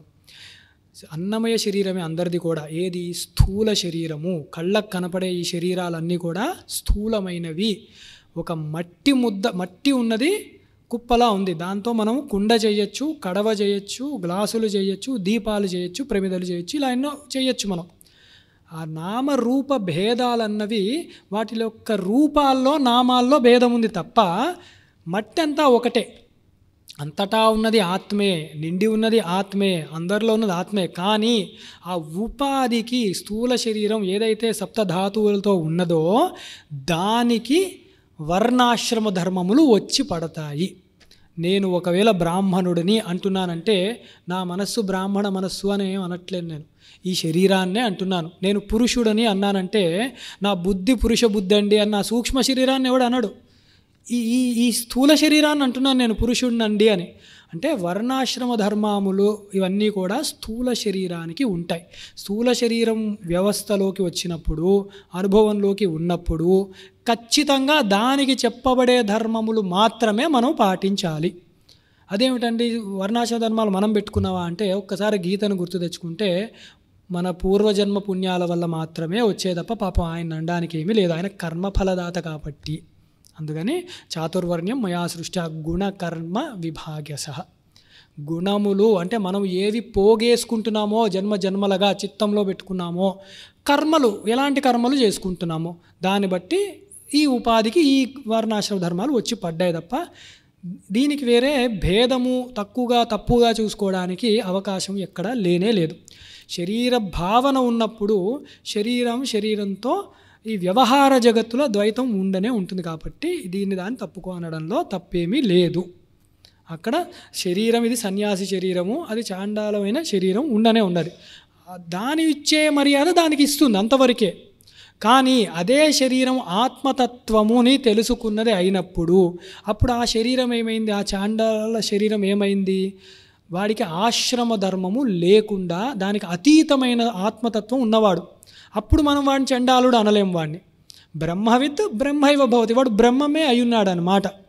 ఆశ్రయ అంటే వాడు ఆశ్రయ అతీతుడు అయ్యున్నాడు ఆ చండాలుడు అని చెప్తూ ఇదే విషయాన్ని మనీషా పంచకంలో శంకరులు చెప్తూ, శరీరం అవన్నీ ఉన్నప్పుడు ఈ అవస్థలు ఉన్నప్పుడు అవి ఉన్నాయి, కానీ అన్ని అవస్థల్లో కూడా అఖండముగా అవిచ్ఛిన్నముగా ఉన్నది ఆత్మతత్వము. అది తెలుసుకున్నవాడు ఎవడైతే ఉన్నాడో వాడు కానీ చండాలోస్తు సతద్విజోస్తు గురురిత్యేష మనీషా మమ అని చెప్పారన్నమాట. వాడు చండాలుడు కానివ్వండి, విప్రుడే కానివ్వండి, వాడు మటు గురుతుల్యుడు అన్నారు. అన్నాకేం చేశారు శంకరులు, వాడితో ఏం గురు పరంపర ప్రారంభించలేదు. వారి గురువుగారు గోవింద భగవత్పాదాచార్యులు వారు ఉండనే ఉన్నారు. మళ్ళీ ఇక్కడ ఈ ధర్మం ఇదే, ఆ ధర్మం అదే అనేది, ఆ ధర్మం ఎక్కడ అన్నది ఆ సూక్ష్మంగా మనం అర్థం చేసుకోవాలన్నమాట కర్మలు చేసేటప్పుడు. అందుకే అద్వైతంలో ఎప్పుడు నేను చెప్పేది ఒకటే అన్నమాట, భావాద్వైతం సదా కుర్యాత్, క్రియాద్వైతం న కర్హిచిత్, అద్వైతం త్రిషు కాలేషు, నాద్వైతం గురుస్సమా అని. ఇది మనం పట్టుకోవాల్సిన. అద్వైతం అంటే ఎవరైనా హేళనగా తెలియక మాట్లాడితే మనం విడిచిపెట్టాలి తప్ప ఇది మనకి నిరంతరము భావము యందు అద్వైతం ఉండాలి. ఈ జగత్తులో, ఈ వ్యవహార జగత్తులో మనం ప్రవర్తిస్తున్నా కూడా భావము అద్వైతమే. ఎట్లా ఉండాలి, ఇంతమందిగా కనపడుతున్నా కూడా 100 కడవల్లో ఒక సూర్యప్రకాశమే భాసిస్తోంది అని ఎలా అనుకుంటామో అలా అనుకోవాలన్నమాట. ఒకటే మట్టి అన్ని రూపాల కుండల కింద ఎలా తయారైందో అని చెప్పి వాచారంభం వికారో నామధేయం మృత్యుకేత్యేవ సత్యం అని వేదం చెప్తోంది. అలాగా ఈ మాటలు నామరూపాల్లో చెప్తున్నావు, ఈయన ఫలానా ఆయన, ఈయన ఫలానా అని, ఈవిడ ఫలానా ఆవిడ అని చెప్తున్నాను తప్ప దీనిలో ఉన్నదంతా అఖండమైన ఆత్మతత్వమే అన్న భావనతో మనం ఉండాలి. కర్మ చేస్తున్నాం ఇప్పుడు, అప్పుడు మనకు ఆశ్రమ ధర్మాలన్నీ వచ్చి పడతాయి. బ్రహ్మచారి గృహస్థు కింద ఉండడం, సన్యాసి బ్రహ్మచారి కింద ఉండడం, ఇలాంటివి కూడదు. ఎవరికి చెప్పబడిన నియమాలు వాళ్ళు పాటిస్తూనే ఉండాలి. అందుకే కర్మలో అద్వైతం అక్కడ మనం చూడకూడదు. కానీ కర్మ చేస్తుండగా కూడా భావములో అద్వైతం ఉండాలన్నమాట. అలాగే అద్వైతం త్రిసు కాలేషు, 3 కాలాల్లో జాగ్రత్త స్వప్న సుషుప్తి అవస్థల్లో కూడా నిరంతరము కూడా మనం అద్వైతాన్నే భావన చేస్తూ ఉండాలి. అంటే 3 అవస్థల్లో కూడా లేచి ఉన్నప్పుడు నిద్రపోయి మనస్సే ప్రధానంగా అది కళ ప్రపంచాన్ని, కళలో మనల్నే సృష్టిస్తుంది మళ్ళీ అది. అలాంటి స్థితిలో ఉన్నప్పుడు ఈ 2 లేదు, ఈ జాగ్రత్త అవస్థ, ఈ వ్యవహార వ్యవస్థ లేదు, నిద్రపోతున్నప్పుడు ఆ కళ ప్రపంచం కూడా లేకుండా ఒక సుషుప్తి అన్న అవస్థ ఒకటి ఉంటుంది, గాఢ నిద్ర. అంత నిద్రపోతున్నప్పుడు కూడా ఇవన్నీ గమనించేది ఒక ఆత్మయే అని కూడా అద్వైతం త్రిషు కాలేషు. ఇంత తెలుసుకున్నా కూడా గురువుగారు కనబడితే సాష్టాంగం పెట్టాలి. నాద్వైతం గురుస్సమ, మళ్ళీ గురువుగారు నేను ఒకటే అండి అని చేతులు కాళ్ళు వేసే ప్రయత్నం పొరపాటున కూడా చెయ్యకూడదు. గురువు గురువే, శిష్యుడు శిష్యుడే, ఆ మర్యాదే అని తెలుసుకుంటూ, ఒకవేళ అంటే ఈ ఘట్టం ఎందుకు చెప్పుకున్నా, సర్వజ్ఞులు శంకరులు అని చెప్పుకుంటూ, ఒకవేళ చండాలుడే ఉంటే ఈయన జ్ఞానం కూడా నలుదిక్కులా కూడా వ్యాపించింది. అంతటి క్లిష్టమైన ప్రశ్న అడిగినా కూడా ఓపికగా చండాలుడికి కూడా వీరు చెప్పారు సమాధానం. నువ్వు చండాలుడి తప్పుకొని మరి అనలేదే అక్కడ, ఒకవేళ భావన ఉంటే నువ్వెవడరా అడగడానికని. ఓ దయ, అది జగద్గురువులు అంటే. అక్కడ అది చూడాలి. లేదు వచ్చినవాడు సాక్షాత్ ఈశ్వరుడే, ఎందుకంటే శంకర దిగ్విజయాలు సాక్షాత్ అది ఈశ్వరుడనే చెప్తోంది. తర్వాత ఆయన ఈశ్వరుడి కిందే రూపాన్ని దాల్చారు. అంతటి ఈశ్వరుడు వచ్చినప్పుడు ఆయన గొప్ప మాట అన్నారు, స్వామి దేహభ్రాంతి ఉన్నప్పుడు స్వామి నేను నీకు దాసుడనే, నేను ఒకవేళ జీవుడను అనుకుంటున్నామా నీ అంశనే, లేదు ఆత్మతత్వం కింద చర్చిద్దామా అప్పుడు నేను నువ్వు ఒకటే స్వామి అని దండం పెట్టుకున్నారు అన్నమాట శంకరులు. అలాగా ఆయన సర్వజ్ఞత్వాన్ని, ఈశ్వరుడు కాబట్టి ఆ ఈశ్వరుడు కూడా నేను ఈ అవతారంలో ఎలా ఉంటానో సరదాగా చూద్దాం అంటే, మనం చిన్నప్పుడు ఫోటోలు ఏవో డ్యాన్స్ వేసినవి చూస్తూ ఉంటాం కదా, అప్పట్లో నేనే డ్యాన్స్ వేశాను, అప్పట్లో అక్కడ ప్రసంగం చెప్పాను నేను, అప్పట్లో కారులో ఎక్కి దిగిన ఫోటో, మనమే చూసి ఎలా ముచ్చట పడతామో ఆ కైలాస శంకరుడు కింద ఉన్నవాడు ఇక్కడ వచ్చాడు. అంశ అన్నప్పుడు ఎప్పుడు కూడా అది ఒక ముక్క తెగిపోయి ఇక్కడ వచ్చింది ఇది వేరే అది వేరే అని మళ్ళీ కన్ఫ్యూజన్ వద్దు. పూర్ణమద పూర్ణమిదం పూర్ణాత్ పూర్ణమిదచ్యతే పూర్ణస్య పూర్ణమాదాయ పూర్ణమేవావశిష్యతే. అది పూర్ణమే ఇది పూర్ణమే, సర్వం ఉన్నది పూర్ణం ఒక్కటే, ఉపాధి దాల్చింది అంతే అని గుర్తుపెట్టుకుంటూ వారి సర్వజ్ఞత్వం కూడా అంతటి చండాలుడికి కూడా ఎంత ఓపికగా చెప్పారు. ఈశ్వరుడైతే ఈశ్వరుడికే సమాధానం చెప్పగలిగిన శక్తి ఉంది ఆయనకి, దాన్ని బట్టి మనకి తెలుసుకున్నాం. అది చెప్తూ తర్వాత కాశ్మీరంలో కూడా మనం చూసాము, కాశ్మీరంలో కూడా అనేక మందికి వారి సమాధానాలు అక్కడ కూడా చెప్తూ, సాక్షాత్ శారదాంబనే నీవే ప్రాజ్ఞుడవు, కాశ్మీర సర్వజ్ఞ పీఠానికి నీవే అధిరోహించగలవు అని కూడా వారిని కూర్చోబెట్టింది. అన్నప్పుడు కూడా అంటే చదువుల తల్లే నువ్వు చదువుల రాజువి అని అక్కడ సన్మానం సత్కారం చేసింది. అంటే ఆయన ఎంత గొప్ప ఆయనో అక్కడ కూడా సర్వజ్ఞత్వం తెలుస్తుంది. తర్వాత ఇవాల్టి రోజున ఆఖరి అంశం ఈశ్వరుడిలో చూసేది మనము కాలాతీతుడి కింద లేదా త్రికాలవేత్త కింద ఎలాగ ఉన్నాడు అన్నది చూస్తున్నాం సంక్షేపంగా. అది కూడా పేరుకి సంక్షేపం అన్నాగానే చెప్పుకుంటున్నాం బాగానే మనం, అది ఆగేది కాదు. గురుతత్వం అంటేనే ఆ ప్రేమతో రావాలన్నమాట. ఎప్పుడు మనం గుర్తు తెచ్చుకోవాలి, గురువు ఎక్కడున్నాడు, దేవుడు ఎక్కడున్నాడు, ఆత్మ ఎక్కడుంది అంటే అంతటా వ్యాపించింది. అదే కదా ఈశ్వరో గురురాత్మేతి మూర్తి భేద విభాగినే వ్యోమవత్ వ్యాప్త దేహాయ దక్షిణామూర్తే నమః అని. అప్పుడు వేదాంతం విన్నా, పురాణం విన్నా, సగుణ సాకారం కింద ఉన్నా, నిర్గుణ నిరాకారం కింద సిద్ధాంతం వింటుంటే మన భావన ఎలా ఉండాలి? ఆయన వచ్చాడు సిద్ధాంతం చెప్తున్నాడు అని కాదు, ఆత్మ గురించి చెప్తున్నాడు, అదో సబ్జెక్ట్ కాదు, అది నా గురించి చెప్తున్నాడు, నేను ఆత్మను అని మనం ఆనంద పరవశనం అవ్వాలన్నమాట. అందుకు ఆనందం వస్తుంది ఎవరికైనా చెప్తే. అది రావట్లేదంటే వాళ్ళు డిస్కనెక్ట్ అయిపోయి ఉన్నట్టు. అందుకని నా గురించి చెప్తున్నారు. ఇప్పుడు ఆయన వచ్చి పలానా ఆయన వచ్చారండి, ఆయన ఇక్కడ చదువుకున్నారు అక్కడ చదువుకున్నారు ఇంత ఆయన అంటే మనం గొప్పగా అవునా అవును అంతటి వాడిని నేను ఒకసారి చూసుకుంటాం. మన వాళ్ళు ఎవరైనా వింటున్నారా నా గురించే చెప్తున్నారు అంటాం. మన పిల్లలే ఉన్నారు, స్కూల్లో వాడికి ఫస్ట్ ప్రైజ్ వచ్చింది అనుకోండి, వాడు ప్రైజ్ తీసుకున్నప్పుడు ఒకసారి వెతుక్కుంటాడు, మా అమ్మ నాన్న చూస్తున్నారా నాకు ప్రైజ్ ఇస్తున్నారు, ఎంత పొంగిపోతాం. ఎందుకు? వాడి గురించి. ఆత్మనస్తు కామాయ సర్వం ప్రియం భవతి. మరి మన గురించే కదండి చెప్పుకునేది, ఆత్మతత్వమే కదా. మరి మనకు ఆనందం రావాలి సహజంగా, అప్పుడు చిత్తశుద్ధి అవుతోంది అని తెలుసుకోవాలన్నమాట. సరే, అది పక్కన పెడుతూ మనము తోటకులను ఎలాగ అనుగ్రహించారు చూస్తే మనకి స్పష్టంగా తెలుస్తుందన్నమాట. అంటే వాడు త్రికాల వేది, అంటే 3 కాలాల్లో కూడా అయ్యో తోటకుడికి ఏదో చిన్న సంశయం ఉన్నది, దాన్ని మనం బయటికి తీసుకురావాలి. అలాగే శిష్యులందరి యొక్క మనస్సులో ఉన్నది కూడా వీరు గమనిస్తూనే ఉన్నారన్నమాట. అక్కడ ఎలా తెలిసిందంటే అంతటా వ్యాపించిన వాడు కాబట్టి అన్ని విషయాలు తెలుస్తున్నాయి శంకరులకి. అలా కూడా ఆయన సర్వజ్ఞత్వం తెలుస్తుంది. ఇంకోటి పద్మపాదాచార్యుల వారి ఘట్టం ఒకటి గొప్ప ఘట్టం, అది ఒకసారి చెప్పుకోవాలి. పద్మపాదాచార్యుల వారుకి ఒక కర్తవ్యాన్ని ఇచ్చారు శంకరులు. పంచపాదిక అని ఒక బ్రహ్మసూత్రాలకే టీకా తాత్పర్యంతో రాయమన్నారు. ఆయన పాపని రాసేశారు, మొత్తం రాసి శంకరులకి ఒకసారి వినిపించారు శృంగేరిలో ఉండగా. స్వామి ఇది అని బాగుంది నాయన, ఒకసారి ఇంకోటి కూడా చూస్తూ ఉండు ఇది అని చెప్పారు.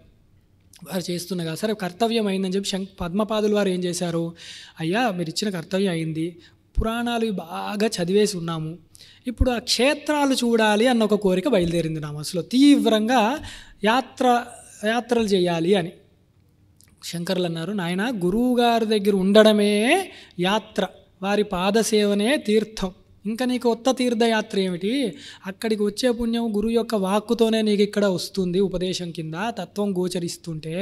అంటే నిజమే గురువుగారు, కానీ ఎక్కడున్నా గురు పాదుకలు నా మనస్సులోనే ఉంటాయి. అలాంటి ఘట్టం ముందు ఒకటి జరిగింది. పద్మపాదాచార్యులు వారి దగ్గరే శంకరులు ఏదన్నా ప్రేమ చూపిస్తున్నారేమో అని శిష్యులు అనుకుంటుంటే వారి మనసులో ఉన్నది కూడా వీరు కనిపెట్టి గంగ అవతల ఒడ్డులో పద్మపాదులు వారు ఉండగా నాయన సనంద అని పిలిస్తే, నా గురువు పిలిచారని చేతిలో ఉన్నాను వదిలేసి అక్కడ గంగ ఉందా ఒక్క క్షణమే ఆలోచించారు. సంసారం ఉన్న మహాసముద్రాన్నే దాటిచ్చేవారు మా గురువు గారు, ఈ గంగ ఎంత నాకు అని అడుగు వేసేశారు వారు. అది గురు భక్తి. అప్పుడు ఆయన భక్తికి ప్రకృతి స్పందించి ఆ జలంలోంచి పద్మాలు వికసించి వారి పాదపీఠం కింద ఉండగా వాటి మీద అడుగేసుకుంటూ గురువుగారి చెంతకి చేరారు. అందుకు పద్మపాదాచార్యులు వారు అని పేరు. ఇంకోటి కూడా ఆలోచిస్తే, గురువుగారి యొక్క పాద పద్మములు వారు మనస్సులో హృదయంలో పెట్టుకున్నారు కాబట్టి కూడా పద్మపాదాచార్యులు వారు. అంతటి గొప్ప పద్మపాదాచార్యులు వారికి ఎందుకో యాత్ర చేయాలనిపించింది. అది చెప్పి గురువుగారు ఎప్పుడూ నిరంతరం మీరు నా మనస్సులోనే ఉంటారు, నిజం కూడా అది, అనుమానమే లేదు, ఆ ఘట్టమే చెప్తోంది అక్కడ. అలాంటిది దయచేసి నన్ను కొంచెం పంపండి. గురువుగారు ఒప్పుకోలేదు. వద్దు నాయన, ఉండు చక్కగా గురువుగారి దగ్గరే, ఇక్కడే సేవ చేసుకో, ఇక్కడే మనకు బోడు కర్తవ్యం ఉంది, ధర్మప్రచారం ఉంది, చేసుకో. యాత్ర చేస్తే అది కష్టతరంతో కూడుకున్నది, దొంగలు ఉండొచ్చు, దోపిడీదారులు ఉండొచ్చు, అక్కడ భోజనం దొరక్కపోవచ్చు, ఇవన్నీ చెప్పారండి యథార్థానికి. అవన్నీ చెప్పి ఎక్కడుంటావో నీకు తెలియదు, ఎందుకు అంత పుణ్యం కూడా మళ్ళీ ఇక్కడే కదా లభిస్తాం, మళ్ళీ నువ్వు వచ్చే సమయానికి మేము కూడా వేరే యాత్ర ప్రారంభించవచ్చు, ఇవన్నీ చెప్పగా పద్మపాదులు వారు అన్నారు, గురువుగారు ఎంతనే నేను సన్యాసిని, నాకు ఇవంటే ఆలోచన ఉండదండి, దొరికింది తింటాను, ఉన్న చోట ఉంటాను, మీరు అనుమతిస్తే మీ పాదములను నిరంతరం స్మరిస్తూ నేను యాత్రలు చేస్తాను స్వామి అన్నారు. సరే నాన్న, జాగ్రత్తగా ఉండు. ఇది ఎందుకు చెప్తున్నామంటే, గురువుగారు ఏదైనా వద్దు అంటే మనము స్వతంత్రత తీసుకోవడం అంత మంచిది కాదు అని చెప్పే ఘట్టం కూడా ఒకటి. పద్మపాదులు వారు వెళ్ళారు, పద్మనాభస్వామి వారి దర్శనం దగ్గర అటు వెళ్ళారు. అక్కడ వీరి పూర్వాశ్రమంలో మేనమామ కనపడి ఆతిథ్యం ఇచ్చి నా ఇంట్లో ఉండు నాయన ఉన్నారు. ఏం చేస్తున్నావు అంటే, నేను అద్వైత ఆచార్యులు జగద్గురులు శంకరాచార్యులు వారి యొక్క శిష్యుణ్ణి, వారు నాకు నిర్దేశించిన ప్రకారం నేను ఇక్కడ ఒక మంచి గ్రంథాన్ని రాస్తున్నాను, పంచపాదిక అని, అద్వైత తత్వము, ఏది వినిపించు అన్నారు. విన్నాడు చక్కగా. విని తనలో తాను విపరీతంగా ఏడ్చాడనమాట. ఎందుకు ఏడ్చాడంటే, ఆయన కర్మని బాగా నమ్మేవాడు. కర్మని నమ్మేవాడు అంటే, నేను ఒక సత్కార్యం చేస్తున్నాను, సత్కార్యం చేసినందుకు నాకు ఫలం వస్తుంది, మధ్యలో ఈశ్వరుడు అవసరం లేదు అంటే, ఈశ్వరుడు కర్మఫలదాత అన్నది వాళ్ళకి లేదనమాట అక్కడ.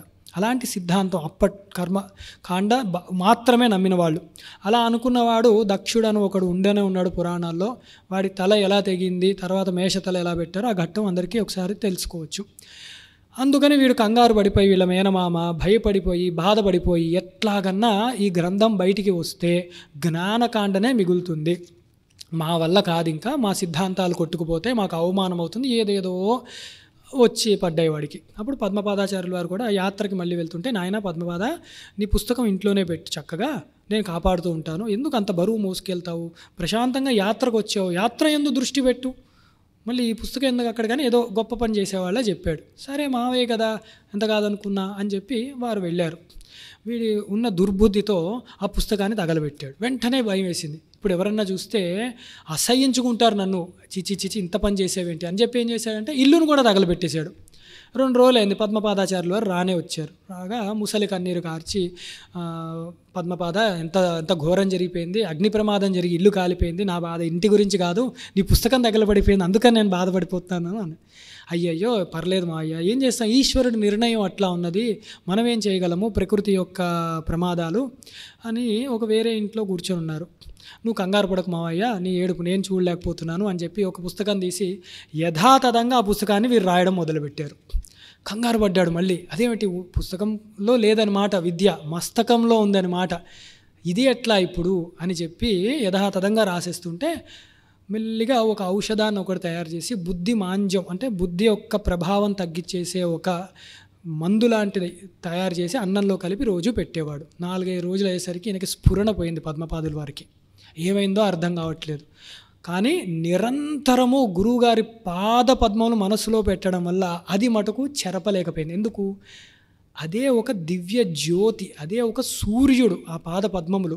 దానికి ఇట్లాంటి మలినములు అంటవు. అందుకు గురువుగారు స్పష్టంగా గోచరించారు. ఏదో తేడా జరిగిందని చెప్పి ఆయన సర్దుకొని మా గురువుగారి దగ్గరికి వెళ్తానని వెళ్ళిపోయాడు పద్మపాదుల వారు. అప్పుడు ఆ సమయంలోనే శంకరాచార్యుల వారు కేరళకి వచ్చారు. తర్వాత చెప్తాను అది ఎందుకు వచ్చారు అంటే, వారి అమ్మగారి యొక్క అంతిమ కాలంలో ఉన్నారని వచ్చారన్నమాట.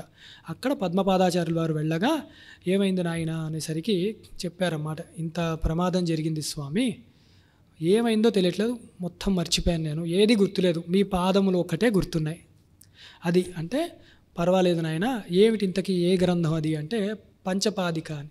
ఏది నాకు ముందు నువ్వు ఊరికి వెళ్ళే ముందు ఒకసారి చదివి వినిపించావదా అంటే అదే స్వామి అని. సరే ఒకసారి పుస్తకం తెచ్చుకొని కూర్చున్నారు. యథాతథంగా అక్షరం పొల్లుపోకుండా శంకరులు చెప్తా ఉన్నారన్నమాట. అంటే శంకరుల యొక్క ఏకసంతాగ్రహి అంత గొప్ప అన్నమాట వారి ప్రజ్ఞ. అలా రాస్తుండగా పుస్తకము పూర్తయింది, పోయిన పద్మపాదులు వారి యొక్క స్ఫురణ కూడా మొత్తం వచ్చేసింది అన్నమాట. అంత గొప్పగా శిష్యుణ్ణి అనుగ్రహించారు. దీన్ని బట్టి శంకరుల యొక్క సర్వజ్ఞత్వము, త్రికాల వేది అంటే ఎప్పుడో ఒక 2 మాటలు ఇప్పుడు చెప్పాం, ఎంత గుర్తు పెట్టుకుంటానో మనకే తెలుసు అన్నమాట. అట్లాంటి శంకరులు ఒక పుస్తకాన్ని వారు పెట్టుకున్నారు. ఇదే కాదు, దాని తర్వాతే రాజశేఖరుడని చిన్నప్పుడు అక్కడ కేరళ దేశంలో శంకరులు ఉన్నప్పుడు 4-5 ఏళ్ల వయసులో ఉన్నప్పుడు ఆ రాజు వచ్చి శంకరుల దగ్గర ఆయన రాసిన 3 నాటకాలు చూపెట్టాడు. దానిలో ఏదైనా తప్పులు ఉంటే కొంచెం సరి చేయండి అని. ఆయన కూడా వచ్చి స్వామి మీరు చెప్పినట్టు అంతా బాగా జరుగుతోంది, రాజ్యం కూడా సస్యశ్యామలంగా ఉంది, అట్లానే నాకు పుత్ర సంతానం కూడా కలిగింది అని. చాలా సంతోషం ఆయన, కానీ ఒక చిన్న సహాయం ఏమైంది అంటే నా పుస్తకాలు కూడా అగ్ని ప్రమాదంలో పోయినాయి స్వామి అన్నాడు. సరేనాయనా నువ్వు తెచ్చుకొని కూర్చో అని వారికి కూడా చక్కగా, అంటే అంత చిన్న వయసులో నాటకాలు విన్నది శంకర్లు యథాతథంగా చెప్తే ఆ 3 నాటకాలు మళ్ళీ పునరుద్ధరణ చేశారు శంకర్లు. దీన్ని బట్టి కూడా కాలాతీతుల కింద ఎలా ఉన్నారు, వారి ప్రజ్ఞ ఎలా ఉంది అన్నది మనం స్పష్టంగా తెలుసుకోవచ్చు. తర్వాతది వారి అమ్మగారిని ఎలాగ అనుగ్రహించారు అంటే, వారి అమ్మగారికి కూడా వీరు శృంగేరిలో ఉన్నప్పుడు పద్మపాదులు వారు యాత్రలో ఉన్న సమయంలో మధ్యలో జరిగిన ఘట్టం అన్నమాట ఇది యథార్థానికి. వారి అమ్మగారికి అంతిమ సమయం వచ్చినప్పుడు వీరి మనసులో స్ఫురించింది. ఎలా స్ఫురించింది అంటే ఇందా నుంచి అదే చెప్తున్నాం, అంతటా వ్యాపించిన వాడికి అన్నీ తెలుస్తాయి. ఒక్కసారిగా వారు కేరళ దేశానికి అటు వెళ్ళారు. అమ్మగారిని కూర్చోబెట్టి, తల్లి నువ్వు చెప్పినట్టే నేను వచ్చాను ఇప్పుడు అని చెప్పి ఆత్మబోధ చేశారన్నమాట. ఆవిడికి ఆత్మ ఉపదేశం చేశారు. చేసి చెప్పారు, అయినా కూడా నీ మనసుకి, నీ చిత్తశుద్ధికి సాలోక్యమే రాయబడి ఉన్నది, జీవన్ముక్తి అవస్థ ఇంకా రావట్లేదు ఆవిడికి. అంటే ఏదైనా గొప్ప లోకాలకు వెళ్ళాలి, విష్ణులోకానికో శివలోకానికో, అవి ప్రసాదిస్తాను అంటే క్రమముక్తి అంటారు. అక్కడికి వెళ్ళి అక్కడ జ్ఞాన సంపాదన చేసుకొని అక్కడ నుంచి జీవన్ముక్తులు అవుతారు, వెనక్కి రారు మళ్ళీ. అది ఇస్తానమ్మా, కంగారు లేదు అని శివుడిని ప్రార్థించగా శివుడి యొక్క దూతలు వచ్చారు. ఆవిడ నాయన శివుడు దూతలు కొంచెం భయంగా ఉంది, మరి 3 కళ్ళు, శంకుడు డమరుకాలు ఇవన్నీ ఉన్నాయి, విష్ణులోకం ఎందుకంటే మన కులదైవం కూడా విష్ణువు అన్నారు. సరే అమ్మ, మరి కొడుకు అంతటి వాడైతే తల్లులు అలాంటి కోరికలే కోరుకుంటారు, మనకి ఒక ఊరికి వెళ్ళాలంటేనే కష్టంగా ఉంటుంది. ఆవిడ సాలోక్యం ముక్తిని వీళ్ళ దగ్గరికి వెళ్తాను వాళ్ళ దగ్గరికి వెళ్తానని శంకరులను అడుగుతుంది ఆవిడ. విష్ణువుని ప్రార్థించారు. విష్ణు దూతలు కూడా చక్కగా వచ్చి ఆవిడని చక్కగా ఆవిడలో ఉన్న సూక్ష్మ శరీరాన్ని తీసుకువెళ్ళగా అందరూ చూశారు. చూసి వాళ్ళు ఏం చేశారు, ఈర్ష్యపోయారు. పక్కన వాళ్ళు ఈర్ష్యపోయి లేదు అలా ఎలా చేయగలడు, అద్వైతం అంటున్నాడు, మళ్ళీ దేవతను పూజిస్తున్నాడు. ఇదే కదా మన వాళ్ళకు కూడా ఇప్పుడున్న తెగులు. అద్వైతం అంటారు, పూజలు చేస్తారండి, వాళ్ళకి ఇంకా తెలియదు. భావాద్వైతం సదాకుర్యాత్ క్రియాద్వైతం నాకు అర్హించితన్న బేసిక్ తెలియదు పాపం వాళ్ళకి అని చెప్తూ, నువ్వు అద్వైత ఆచార్యుడివి, సన్యాసివి, తల్లికి ఎట్లా నిప్పు పెడతావు, నువ్వు పెట్టకూడదు, నేను మాట ఇచ్చి ఉన్నాను, తల్లి ఎప్పుడూ తల్లే అని చెప్పగా వాళ్ళు వినలేదు. ఎందుకంటే ఈర్ష్యతో కూడుకున్నది, వారేమి వేరేది కాదు. అలా వాదిస్తూ ఉండగా అగ్ని ఇవ్వలేదు శంకరులకి. అప్పుడు వారి తల్లి యొక్క కుడి భుజాన్ని మథనం చేసి యోగశక్తితో దాన్ని రగిలిచారన్నమాట వారు. అంటే యోగ శక్తి ఎలా ఉందో కూడా మనం ఒకసారి గుర్తు తెచ్చుకోవచ్చు. అడిగారు అంటే అవతల వాడికి పుణ్య విశేషం తప్ప వీరికి మనకి ఇచ్చేది లేదు. ఇది తెలుసుకోవాలి. వారి కర్మ బుద్ధి కర్మానుసారిణి అని చెప్పి వారికి ఒక రకంగా దౌర్భాగ్య స్థితి రానున్నది కాబట్టి శంకరుల చేత్తో శాపవాక్కుని తీసుకొని వారు అవైదికమైన మతాలని వారు పాపం అవలంబిస్తూ ఇప్పటికీ అలాంటి చిహ్నాలు మనం చూస్తూ ఉన్నాం. వాళ్ళ ఇళ్లలోనే శ్మశానాలు పెట్టుకునే దుర్గతి లభించింది వాళ్ళకి. అంటే శంకరుల వాక్కు అంటే ఒక కాలము ఇలా ఉండాలి అని ఎవరైనా నిర్ణయిస్తే అది అలాగే ఉంటుంది. మన కరోనా లాంటి ఒక దుర్మార్గమైన కాలం వచ్చింది. ఎందుకు అట్లా ఉందంటే ఏం చేస్తాము, ఈశ్వరుడు ఆ కాలం అట్లా ఇచ్చాడు. మరి వీళ్ళు ఇట్లా కొందరు తయారయ్యారు అక్కడ అంటే శంకరులు అట్లా నియమించాడు, కాల నిబద్ధత చేశారు. ఎందుకు, మీరు చేసిన దుష్కర్మకి మీరు ఫలితము ఈ జన్మలోనే మీ తరతరాలుగా దేశానికి పట్టుగాక అని. అంటే కర్మ ఫలదాత కింద కానీ కాలములో ముందు భవిష్యత్తులో ఇది జరుగుతుందని చెప్పడంలో కానీ వాళ్ళు కాలాతీతుడు శంకరాచార్యులు వారు అని, బుద్ధి కర్మానుసారిణి అని కూడా శంకరులు ఇలాంటి ఘట్టాల్లో కూడా మరీ మనం తెలుసుకోవచ్చు.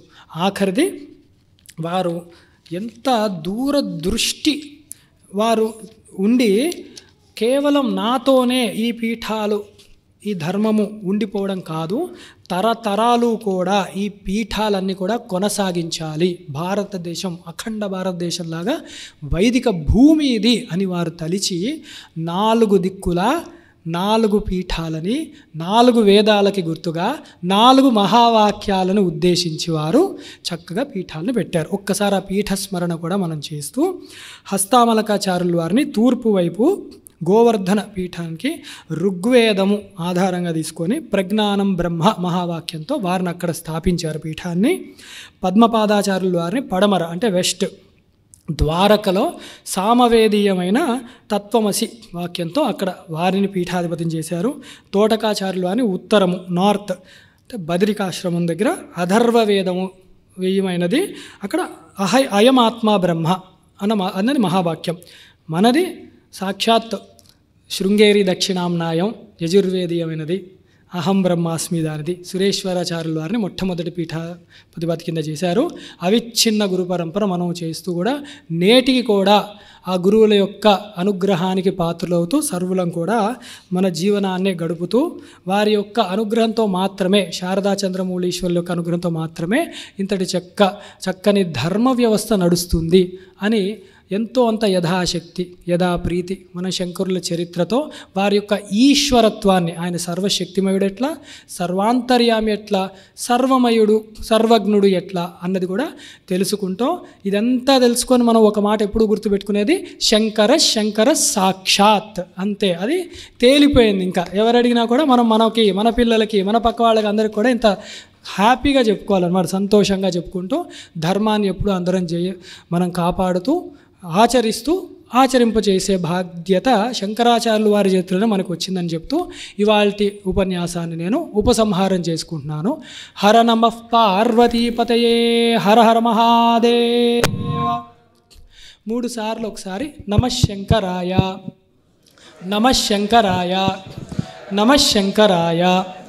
ధర్మస్య జయోస్తు అధర్మస్య నాశోస్తు ప్రాణిషు సద్భావనాస్తు విశ్వస్య కళ్యాణమస్తు.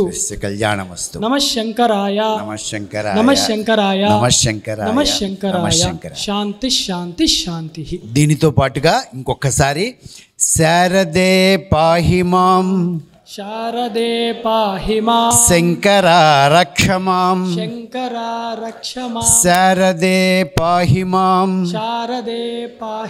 శంకరా రక్ష మాం. నిజంగా ఈ రోజున ఆ జగద్గురువుల యొక్క జయంతిని మీ అందరూ శంకరుల యొక్క జీవితంలో ఆయన సర్వజ్ఞుడు ఎలా అనేటువంటి విషయాన్ని ఇంత తేటతెల్లంగా మనం చెప్పుకున్నాం. ఇది నిజంగా మనందరి యొక్క అదృష్టం.